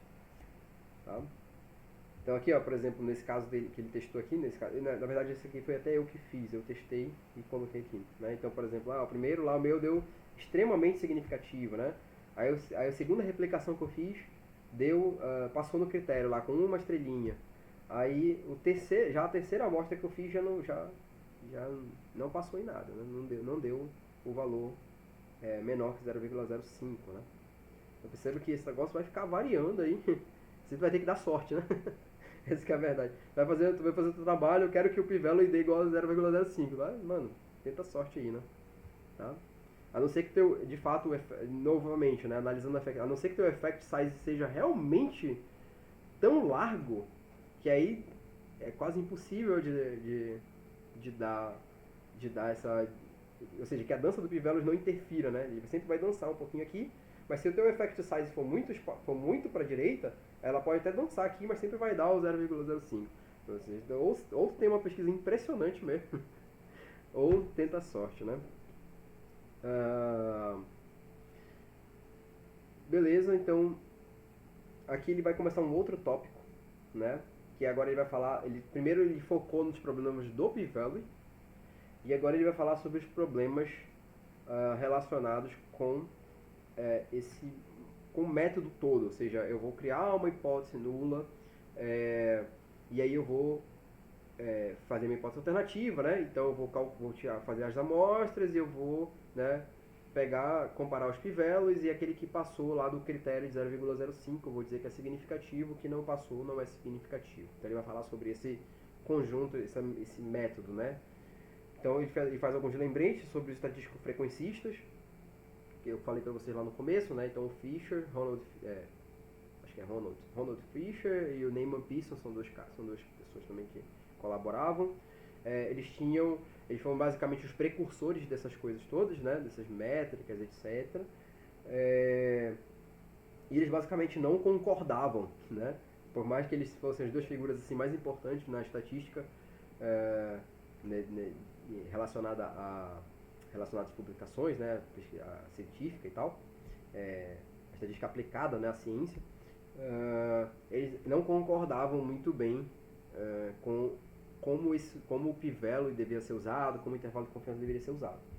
Então, são basicamente os criadores dessa análise estatística, eles divergem, né, nessa interpretação de como isso deveria ser usado, sendo que a posição do Fisher é mais voltada para um contínuo, né? Então, ele desenvolveu ali o p-value, o Fisher, né? Ele diz assim, não, olha, tu tem que botar o p-value, o valor do p aí, e deixar com que o pesquisador na outra ponta interprete do jeito que ele quiser. Tu não vai... ele era contra esse limiar, né? De 0,5 passou, não passou. Ele era contra. Ele dizia, não, esse é o grau da evidência da tua amostra, né? E aí, aqui o teu grau e tu deixa lá o cara do outro lado interpretar do jeito que ele quiser, entendeu?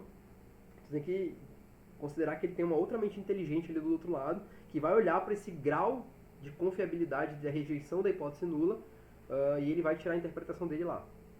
Já o Neyman, né, juntamente ali com o Pearson, eles acreditavam que deveria ser uma coisa binária mesmo, né? Então deveria ser fixo e binário. Então o Neyman, como a gente viu, ganhou a discussão na academia, né? Então o Neyman ele achava que tinha que ser um corte ali e ele achava que não tinha que nem raciocinar depois. Tá? Não precisa mais falar nada. Tá aí, esse é o resultado, ponto e acabou, vai embora para casa, tá entregue, acabou. Né? Ele achava que era basicamente isso. Tem significância? Não tem significância? Não tem mais discussão. Né? Lógico que eu estou abreviando muito a fala dos caras aqui, tá? E também já estou me baseando no próprio Pierre, no que o Pierre está falando, tá bom? Então, se eu, por acaso estiver falando alguma bobagem, fiquem à vontade para me corrigir. Certo? Então aqui as interpretações do intervalo de confiança, né? Apesar do intervalo de confiança ter sido criado pelo Neyman, que era a favor dessa questão da quebra, ele criou o intervalo de confiança justamente para ter essa visão estrita, né? Então o intervalo de confiança bateu, ele não bateu, acabou a conversa, né? Pegaram, né, agora o Geoff Comyn, assim como de repente os precursores dele ou posteriores dele, pegaram essa... O Geoff Comyn está vivo, tá bom? Provavelmente o Neyman e eu acho que o Fisher já não, tá? Tem exatamente... Ele pegou, né, então o Geoff Comyn atualmente, né, pegou esse intervalo de confiança e ele quer propor uma forma diferente de interpretar isso, né? Quer interpretar justamente como um contínuo, como o Fisher... Ou seja, quer usar a ferramenta do Neyman com o pensamento do Fisher, né? É basicamente o que ele quer fazer, tá? E aí a ferramenta que o Fisher criou era o p-value, a ferramenta que o Neyman criou era o confidence interval, tá? Tem exatamente o mesmo problema, né? Ou seja, se eu pegar o intervalo de confiança, interpretar como o Neyman queria que fosse interpretado, eu gero exatamente o mesmo problema que o p-value, porque eles são equivalentes, né? Mas, por sua relação de semelhança com outras métricas mais robustas e facilidade de cálculo, é uma boa medida para ser usada como uma análise de estimativa, que é a proposta que o Geoff Comyn está trazendo para a gente, tá? Assim como o Pierre está comentando aqui nesse capítulo de livro. Então, ou seja, eu quero pegar, pelo fato dessa métrica, ela ter uma semelhança com outras métricas robustas, métricas bayesianas, ele compara, ele na verdade cita, ele não compara no artigo, ele cita que essa métrica pode ser comparada com métrica estatística bayesiana, com outras formas de cálculo, etc. E chega-se que ela tem uma proximidade muito boa com relação a métricas bem robustas, então ela poderia ser usada de maneira geral, né? De maneira geral para ser utilizada, tá? Certo. A outra questão que ele vai levantar é o quão útil é o limiar, uma vez que a gente sabe que o p-value não foi tão útil, né, no nosso caso lá, quão útil foi o limiar, né? Quão útil é eu aplicar esse limiar? 0,5 passa, 0,5 não passa. Então ele vai chegar basicamente na mesma conclusão, né? Então, voltando para o exemplo inicial, percebemos que por estimativa, que os valores, e quando ele fala assim, interpreta o effect size, é justamente isso que ele está falando por estimativa, tá? Ele vai tentar dar dicas mais à frente, que não vai dar pra gente falar nessa aula de hoje. Certamente já não vai dar tempo. É justamente essa interpretação. Eu vou olhar para esse gráfico, vou interpretar ele, né, de maneira aproximada, né, com uma lógica meio fuzzy, né? Então eu vou tentar dizer, olha, esse aqui é bom, esse aqui o effect size dele está melhor, esse aqui é a nossa melhor aposta, etc, etc. Tá? Seria essa a questão da estimativa, né? Essa alternativa ali que é a estimativa. Enquanto que o p-value, né, a nossa conclusão seria, olha, pílula 1 efetiva, pílula 2 não efetiva, pílula 3 efetiva, pílula 4 efetiva, né? Então, ou seja, aplicando o limiar e assumindo esse limiar como um bom método de comunicação, né, ele me comunicaria isso, né? O que obviamente é um tanto quanto estranho, tá? Então, aplicar o limiar nos leva a uma conclusão diferente daquela que quando a gente usa estimativa. Então, seja, primeiro lá é provavelmente a pior opção, muito embora ela tenha uma boa precisão, mas eu acho que ela não iria querer comprar uma pílula que ela sabe precisamente que ela vai perder aquele pouquinho de peso. Não, eu quero, de repente, uma pílula que eu perca mais peso, provavelmente, né? Poderia apostar melhor. Poderia apostar mais alto, né, no caso. Justamente com base no tamanho do efeito, né? E ali eu tenho opções mais ou menos atrativas, né? Ali uma coisa meio, de novo, uma coisa meio fuzzy ali no meio, né? E, por último, a quarta pílula seria a nossa melhor opção, provavelmente, tá? E aí, novamente, provavelmente, ele até né, sugere, né, nessa análise estimativa, que a gente usa justamente desses termos mais aproximados, que inclusive uma coisa que em geral a gente quer recusar na academia, né? Eu não quero usar termos vagos, mas nesse caso ele diz que a aplicação dos termos vagos são um benefício pelo fato de que eu entendo que a minha amostra é aleatória, que ela sofre variabilidades e que eu não posso passar uma certeza absoluta de algo que eu não tenho uma certeza absoluta. Então, ele diz que nesse caso seria a aplicação correta do termo vago, né? Não seria uma confusão, seria de realmente deixar clara a minha posição, que é uma posição de que eu tenho um certo grau de incerteza sobre o que está sendo estudado. Especialmente nesse caso em que os intervalos de confiança são grandes, né? Estão demonstrando que a certeza sobre a amostra obtida. Tá? Então, ou seja, eu vou usar ali probably best option, né? Então, quando eu escrever no artigo, eu vou escrever, então, provavelmente essa é a melhor opção, já dando, né, especialmente porque eu olho ali um intervalo de confiança bem largo, isso já me sugere que eu tenho uma variabilidade, né, que eu tenho, também não é bem assim, etc, né, então eu tenho uma evidência boa, mas não significa que eu tenho uma certeza absoluta sobre isso, tá? Então eu posso justamente usar essa linguagem para melhorar isso. Melhorar essa comunicação, né? Como ser uma comunicação justa, novamente, né? Uma comunicação que não é sujeita a falácias, etc. Tá? Falsos julgamentos sobre a incerteza. Então, o p-value gera uma sedução de confiabilidade estatística. Tá? Ou seja, eu tenho essa sedução, olha ali o p-value, deu bom, então eu sinto uma sedução de que deu tudo certo, né? Enfim, eu consegui provar, etc. Ignorando exemplos de erros de amostragem nas médias diferentes. Então, isso me leva a um julgamento ruim sobre a incerteza desse cara. Uma vez que eu tenho uma sedução de que isso é muito confiável, eu tendo a interpretar errado essa probabilidade, tendo a achar que ela demonstra, digamos, a verdade absoluta sobre a população, etc. Então o limiar de 0,05 só aumenta essa sedução devido à percepção de que passou ou não passou. Não, então está aprovado estatisticamente, não está aprovado, não tem nada para concluir, etc. Então, ou seja, esse pensamento dicotômico que ele chama, né, ou seja, binário, né, ou é isso ou é aquilo, faz com que eu aumente ainda mais essa sedução de que, olha, passou no teste, então pronto, não tem mais nada para discutir, etc. Já quando não está dentro do limiar, então o resultado é descartável, né? Você tem um pensamento binário, ou seja, deu um pouquinho maior que 0,05, então não presta mais, joga fora a pesquisa, não faz de novo. Aí o cara começa a ter desespero, né? Que ele vai mostrar mais à frente também, que é outro problema. Começa a bater o desespero, o cara começa a tirar o outlier seletivamente, começa a mexer um pouquinho ali nos dados, opa, né?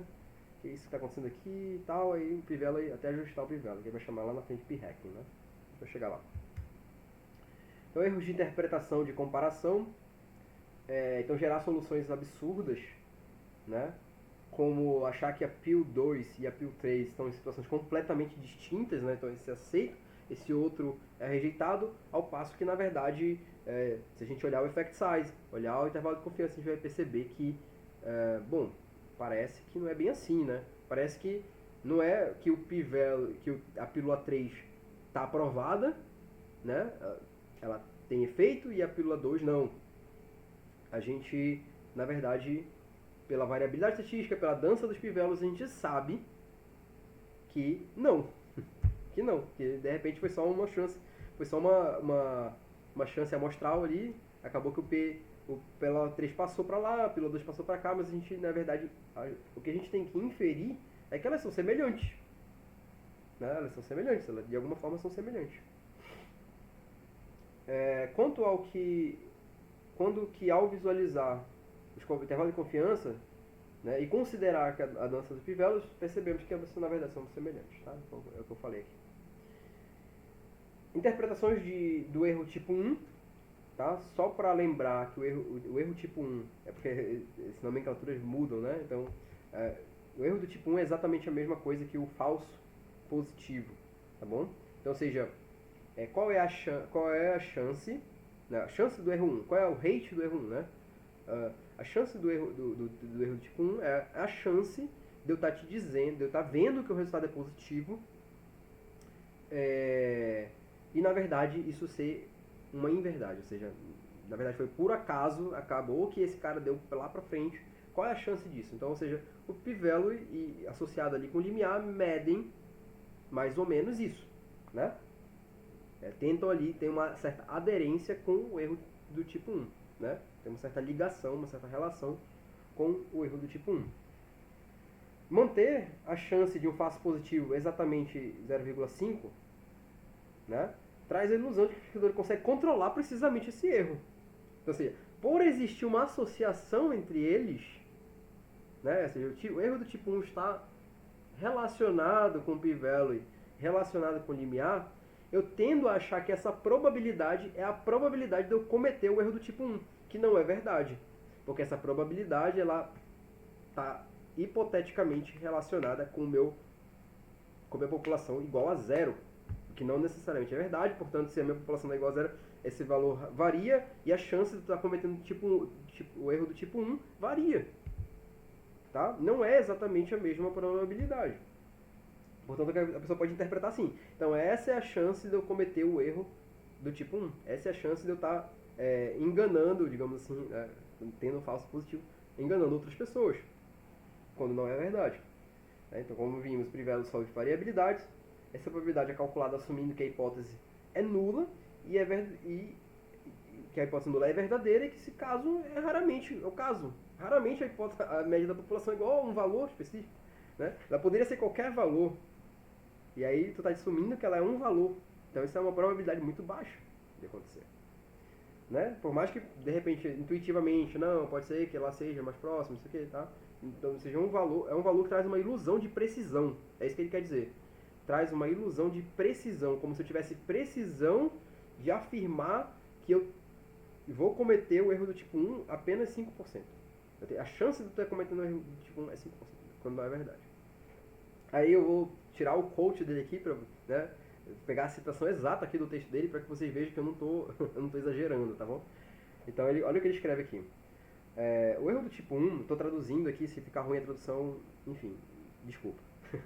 Então, o erro do tipo 1, a taxa de erro do tipo 1, ou seja, essa probabilidade, né, rate é a taxa, então essa probabilidade do erro do tipo 1 é apenas uma teoria conveniente, tá? Uma conveniência teorética, né?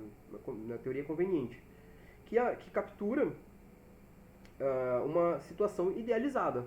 Né? Eu idealizei essa situação, que a população é igual a zero e eu vou construindo esse valor em cima disso, dessa idealização. Então, isso é uma ferramenta poderosa e útil de pensamento, né? Então, ou seja, é uma coisa que me faz pensar, nesse sentido ela é uma boa ferramenta nesse caso, mas a obsessão atual com o erro do tipo 1 e a insistência em manter ele em 5% precisamente soa mais como um ritual mágico, né? Soa mais como um ritual mágico do que como uma garantia necessária de confiabilidade de pesquisa. Mas percebe que a frase dele é bem forte com relação a isso, tá? Então não estou exagerando aqui, não estou trazendo algo que... Eu botei o quote dele porque ele foi realmente bem incisivo nessa parte, tá? Certo. Então, múltiplos níveis de confiança, de significância, deixa eu ver quanto tempo ainda tem, tá quase acabando. Então, o uso de múltiplos níveis de significância estatística sofre do mesmo problema dos limiares. Então, ou seja, usar ali, que era o que estava acontecendo, que era o que o Geoff Comyn bota lá, né? Tipo assim, eu tenho 0,001, eu dou 3 estrelas, né? Tá muito bom, tá muito excelente, excelsior, né? Então, maravilha. Aí eu coloco lá 0,0 alguma coisa e o último lá, o 0,05, é tipo, passou. Passou com regular, né? Tipo, excelente, bom, regular. E aí abaixo de 0,5, perdeu. São os múltiplos níveis de significância, né? Ele alega que sofre os mesmos problemas do que um limiar só, né? E vai contra o pensamento tanto do Neyman, que achava que tinha que ser uma coisa binária, e vai contra o pensamento do Fischer, que achava que não se deveria usar limiar algum, deveria se deixar que a pessoa interpretasse o Pivelo do jeito que ela quisesse. Não, do jeito que ela quisesse não, né? Eu acho que ela tinha que ter um background para interpretar, tá bom? Tinha que ter o conhecimento ali sobre o que ela está fazendo. Era o que o Fischer pensava.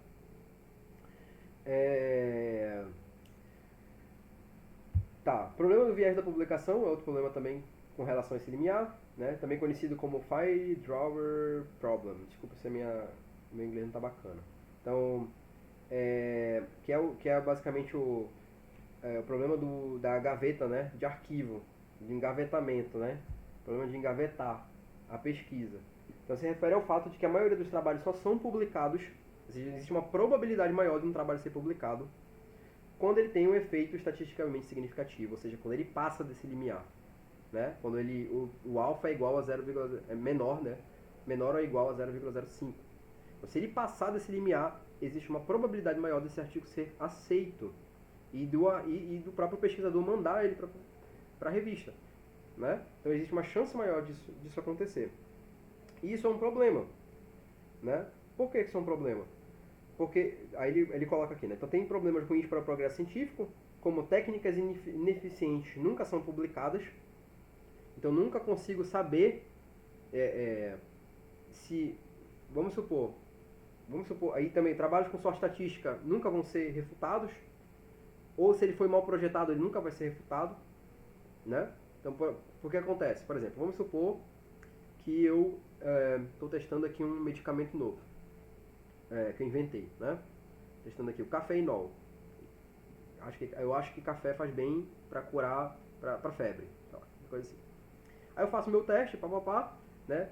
Se por algum motivo eu chego no p-valor igual a 0,05, eu tenho uma chance maior desse trabalho ser aceito. Por mais que que de repente o meu projeto não foi bem feito, ou qualquer coisa assim, ou que eu tenha usado de má fé, ou enfim, por algum motivo, ou eu tenho sorte, dei sorte. A média da minha população era zero, mas eu dei muita sorte. Quando eu peguei a amostra ali, fiz tudo certinho, mas eu dei muita sorte. Fui lá, pá, ponto, o café faz bem. Baixa a febre da galera geral, né? Daqui abaixo de 0,05. Aí eu vou lá e publico. Eu vou ter uma chance muito alta de publicar esse artigo. Porque o limiar passou, e se eu fiz uma boa pesquisa, né? O cara vai lá ou não, realmente ele conduziu uma pesquisa certinha e tal. Uma vez publicado, ninguém vai, assim, tentar de alguma forma refutar isso, sabe? Vai ser poucos os incentivos de refutação. É menor o incentivo de refutação, né? Porque uma vez que a pessoa foi lá e testou de novo e o café não deu certo, às vezes não deu certo porque eu não fiz, certo? Porque, de novo, tu faz uma amostra só. O pesquisador vem aqui e faz uma amostra, ele não fica testando toda hora a técnica, não sei o que. Não, eu tenho aqui um trabalho, eu testo, deu errado, o que eu vou fazer? Eu engaveto, né? Deu errado, vou tentar outra coisa. Eu não vou ficar toda hora testando isso. Assim como alguém que viu que lá na literatura teve um cara que provou que o remédio dá certo, ele não vai ficar tentando reprovar o remédio toda hora, né? Então, ou seja, isso reduz, justamente porque ele passou no teste estatístico. Aí eu vou lá e tento comparar com o resultado dele. Aí eu olho, meu resultado não deu certo, deu diferente, eu vou dizer, não, pô, eu que não fiz certo, né? É capaz também do revisor dizer, não, olha, mas tem um cara que provou que deu certo, e aí? Tu ainda não publicou, ainda tá querendo publicar. O cara já publicou, então ele vai ter precedência sobre o que tu tá fazendo. Né? Então gera um efeito ruim, que é o viés que eles chamam, o pessoal da comunidade acadêmica, né, chama de viés de publicação. Isso é um problema que o pessoal fica estudando, os biblioteconomistas estudam, sei lá, os metodologistas estudam, né? Tem meta-análise para esse tipo de coisa, etc. Uma área de discussão bem razoável. E aí, aqui o Pierre, juntamente com o Jeff Cummings, também associam que eles dizem, né, que esse limiar acentua o problema do viés da publicação. Tá? Dá uma acentuada nesse problema. O problema seguinte é o p-hacking, né? Ou seja, eu vou hackear o p-value, né? Ou então eu vou, como é que ele chama lá? Torturar os dados, né? Data torturing.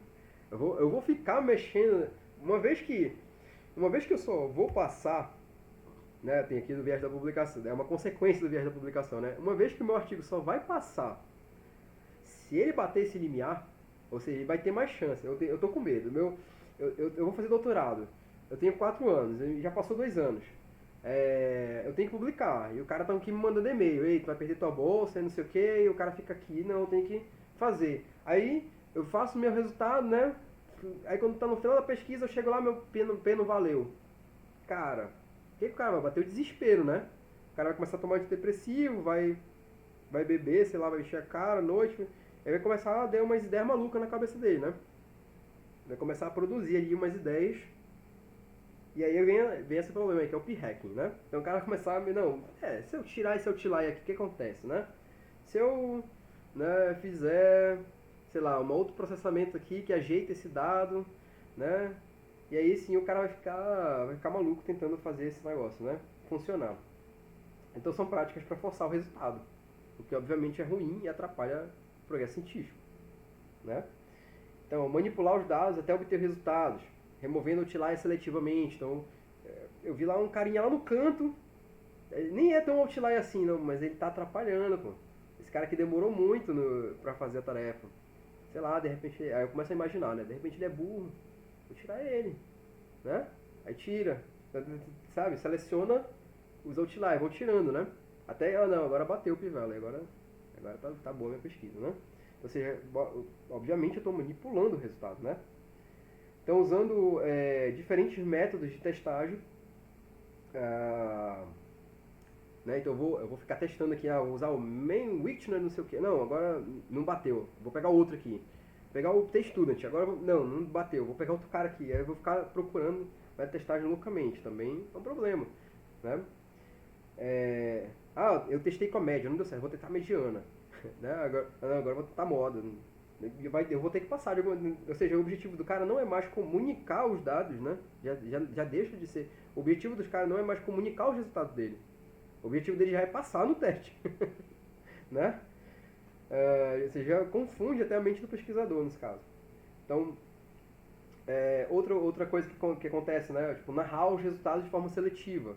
Aí, ou seja, não, tem vários testes aqui, alguns deram p-value, alguns o p-value bateu, outros não, né? Então, quando eu for escrever aqui meus resultados, eu vou focar naquele dos p-values, né? É o cherry picking, né? Eu vou pegar a cereja e ignorar o resto, né? Então, eu vou olhar ali, não, eu vou começar a analisar aqui, não, olha só como a técnica, né, passou aqui o p-value aqui nesses casos, né, nessas tarefas, mas essas outras tarefas aqui mais ou menos e tal, não, mas aí eu concluo que a minha tarefa é melhor, né, né, então vai ter um cherry pickingzinho ali, né, que o cara vai, né, pensar o resultado que ele quer analisar, digamos. Outra coisa, ou seja, tentar várias alternativas, né, concluindo, eu vou tentar várias alternativas até obter o resultado, né, e usar a abordagem de estimativa, né, torna o p-hacking menos atrativo, né, uma vez que eu não estou buscando necessariamente atingir o limiar, eu quero mais comparar, eu quero ver o effect size, né, então quando eu foco mais em outros parâmetros, eu quero ver similaridades, eu quero ver outros efeitos, né, eu não quero necessariamente vencer um limiar, né, eu quero analisar o resultado, eu quero comunicar esse resultado. Então isso reduz um pouco, é lógico que não elimina, porque de novo o cara vai querer, não, olha lá, meu intervalo de confiança está melhor, né? Mas assim, não elimina, mas reduz um pouco o incentivo ao p-hacking, né?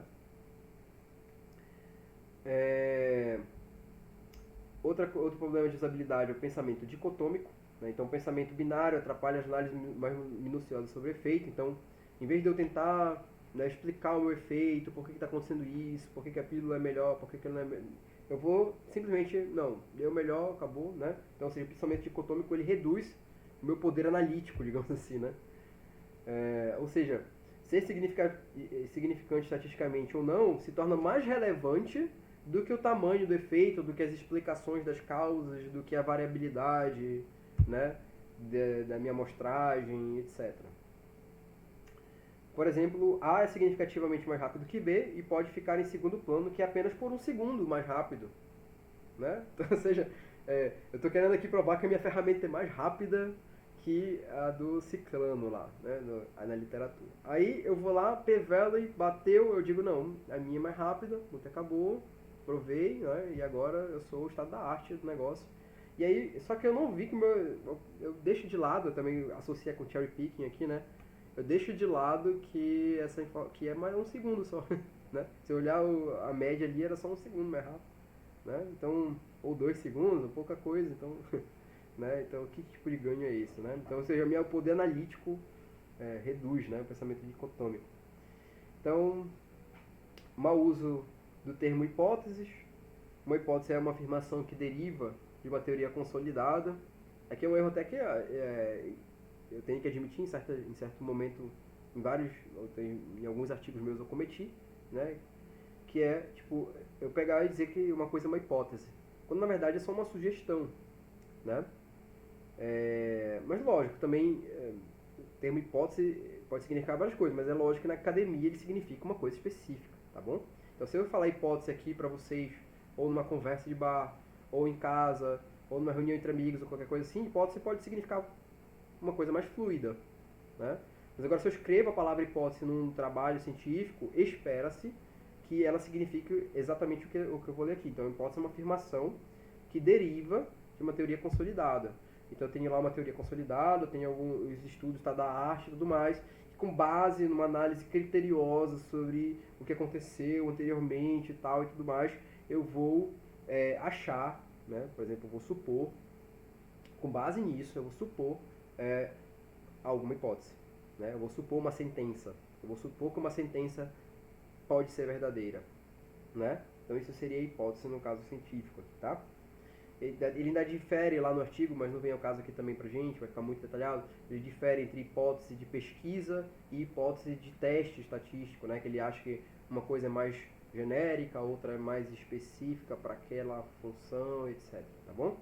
Mas ainda assim as duas têm que necessariamente derivar de uma teoria consolidada, de um estudo aprofundado do estado da arte ou coisas assim, tá?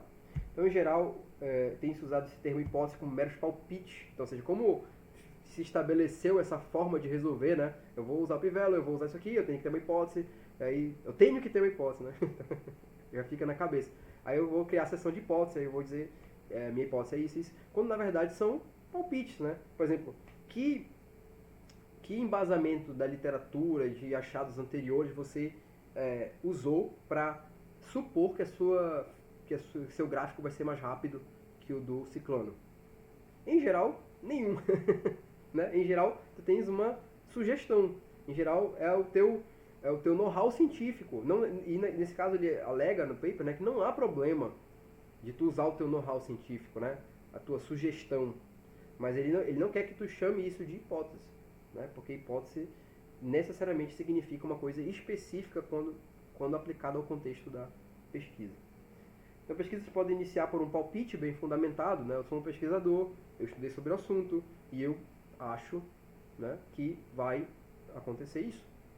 Então, ou seja, o que você não pode usar é a terminologia errada. Então, lá ele sugere questões de pesquisa mesmo, né? Então, ele diferencia essas duas coisas. Então, olha, será que a minha ferramenta vai ser melhor? É um palpite, né? Será que a minha ferramenta vai ser melhor? Eu acho que ela vai ser melhor por esses motivos, etc, etc. Né? Você faz uma pergunta e argumenta a pergunta e fica mais claro para a pessoa que está lendo que é um palpite e não uma hipótese no sentido científico da coisa, tá? Por fim, a insatisfação do usuário final é um problema de usabilidade, né? Então, o artigo mostra a insatisfação de vários pesquisadores ao usar, né, no Hypothesis Significance Test. Ele cita trabalhos que fizeram pesquisas com isso, né? Ele vai lá, entrevista os pesquisadores, pergunta para eles: e aí, cara, tu gostou de usar o P-Valley? O que tu achou? Qual foi a tua experiência aí em relação a isso? Ele também mostra pesquisas que falam sobre pessoas bem especialistas mesmo sobre o assunto, né? E aí ele chega lá numa conclusão, ele faz uma síntese, né, dessas coisas, chega aqui no pior dos comentários lá, pesquisadores concluem que a maior parte dos resultados publicados chegam a ser falsos devido a esses problemas, né? Devido a problemas que são ocasionados pelo mau uso, né, do Null Hypothesis Significance Test. Então o cara chega lá e afirma uma coisa que não era para ele ter afirmado, é um resultado falso, justamente porque ele está viciado, ou está, enfim, ele não consegue usar essas ferramentas estatísticas de maneira apropriada. Tá? Conclusão, atualmente o debate acadêmico está entre reformar, isso também é uma alegação dele, tá? Então o debate acadêmico está entre reformar o NHST ou bani-lo por completo. Então existem discussões atualmente sobre isso, né? Ou seja, precisa reformar, precisa dar uma melhorada nesse negócio, precisa deixar mais fácil para o usuário final. Tem a galera que acha que tem que simplesmente eliminar ele da frente, né? O autor argumenta que ele é a favor de eliminar, tá bom? Ele argumenta que é contra a reforma, ou seja, é a favor de banir, uma vez que ele já demonstrou, né, no próprio artigo dele, está demonstrando que o P-Value é redundante em relação ao intervalo de confiança, que o intervalo de confiança pode ser usado e que ele acarreta em menos problemas de usabilidade, e é mais fácil de usar, etc, etc. Tá? Para encerrar, acho que vou encerrar certinho aqui no tempo, eu ia buscar o meu filho no colégio. Eu mostro que o quadro do Geoff Coming, né, já não tá mais no artigo, aqui já é uma coisa que eu mesmo adicionei, eu fui atrás do Geoff Coming e tudo mais, de ler o pessoal lá. E aqui ele bota um quadro, eu acho bem interessante, como ele reflete, né, sobre o P-Valley. Ele colocou um grau aqui nas gradações e tal, e ele fala o seguinte. Então, começa assim na pesquisa, né? Então, eu sei que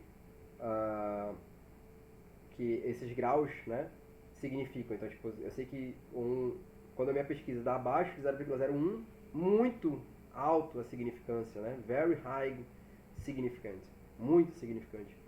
Muito mesmo, né? Muito alto. Aí, entre 0,1 e 0,01 é altamente significante, né? Entre 0,5 e 0,1, significante, beleza, tô safe, né? Tô aqui, tá tranquilo. Entre 1 e 0,5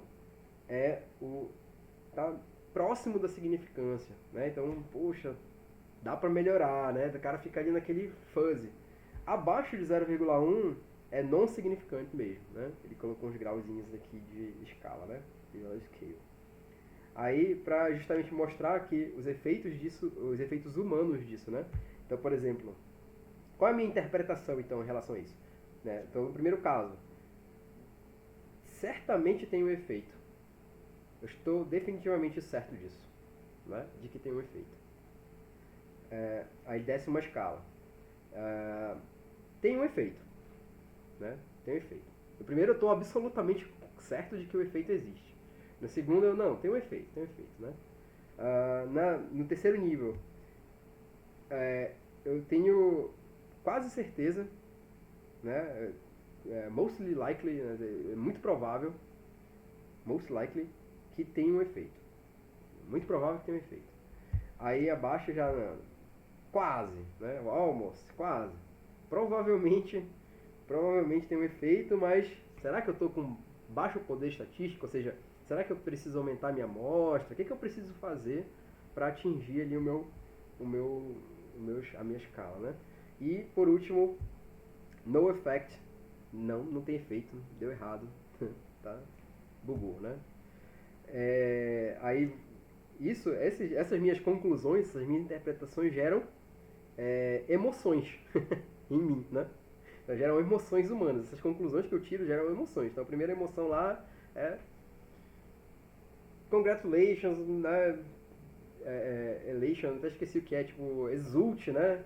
Exuberante, meu Deus, tudo deu certo, maravilha, pula, né? Eu tô exultando de alegria aqui. Aí no 2, né? Great pleasure, né? Tá tranquilo, dançando, bebendo, né? Dá pra fazer uma festa. No terceiro caso ali, dá uma respirada, né? Relief. Calmou, não, comemora, deu certo. Aí abaixo, frustração, né? Aí tem o if only, né? Será que foi só isso? Será que é isso? Será que terminou? Né? O cara ainda tá numa dúvida ali. E aí o último é o desespero, depressão, né? Entra em desespero, deprimida. E aí essa emoção tem uma consequência, né? Ele coloca, é engraçado. Então a primeira lá no caso, prêmio Nobel, né? Medalha, troféu, research, garantia de pesquisador, né? Prêmios, etc. No segundo lá, PhD, né? Consegui tirar meu PhD, publicação top, revista top, enfim. Depois, no de baixo, consolação, deu certo, né? Tapinha na costa, assim, né? Prize também, né? Um prize com P minúsculo, ou seja, uma recompensa menor, né? E uma publicação ok, né? Uma fair publication. E aí no de baixo, né? Aconselhamento, né? E estresse, né? Enfim. Não, counseling é outra coisa, esqueci agora o que é. Counseling não é aconselhamento, depois eu vejo. E por fim lá o último, né? O medication, né? Então o cara vai entrar na medicação e vai reconsiderar as suas metas de vida, né? Tá? Então, ou seja, ele faz essa graça aí, né? E depois ele mostra a dança dos Pivelis, tá aqui o link. Não vai dar pra assistir, acho que acabou meu tempo. Ele faz aqui ele mostra a tabela e depois ele mostra se o Pivel é realmente confiante, né? Ele vai colocar um sonzinho aqui pro cara dançar, deixa eu ver.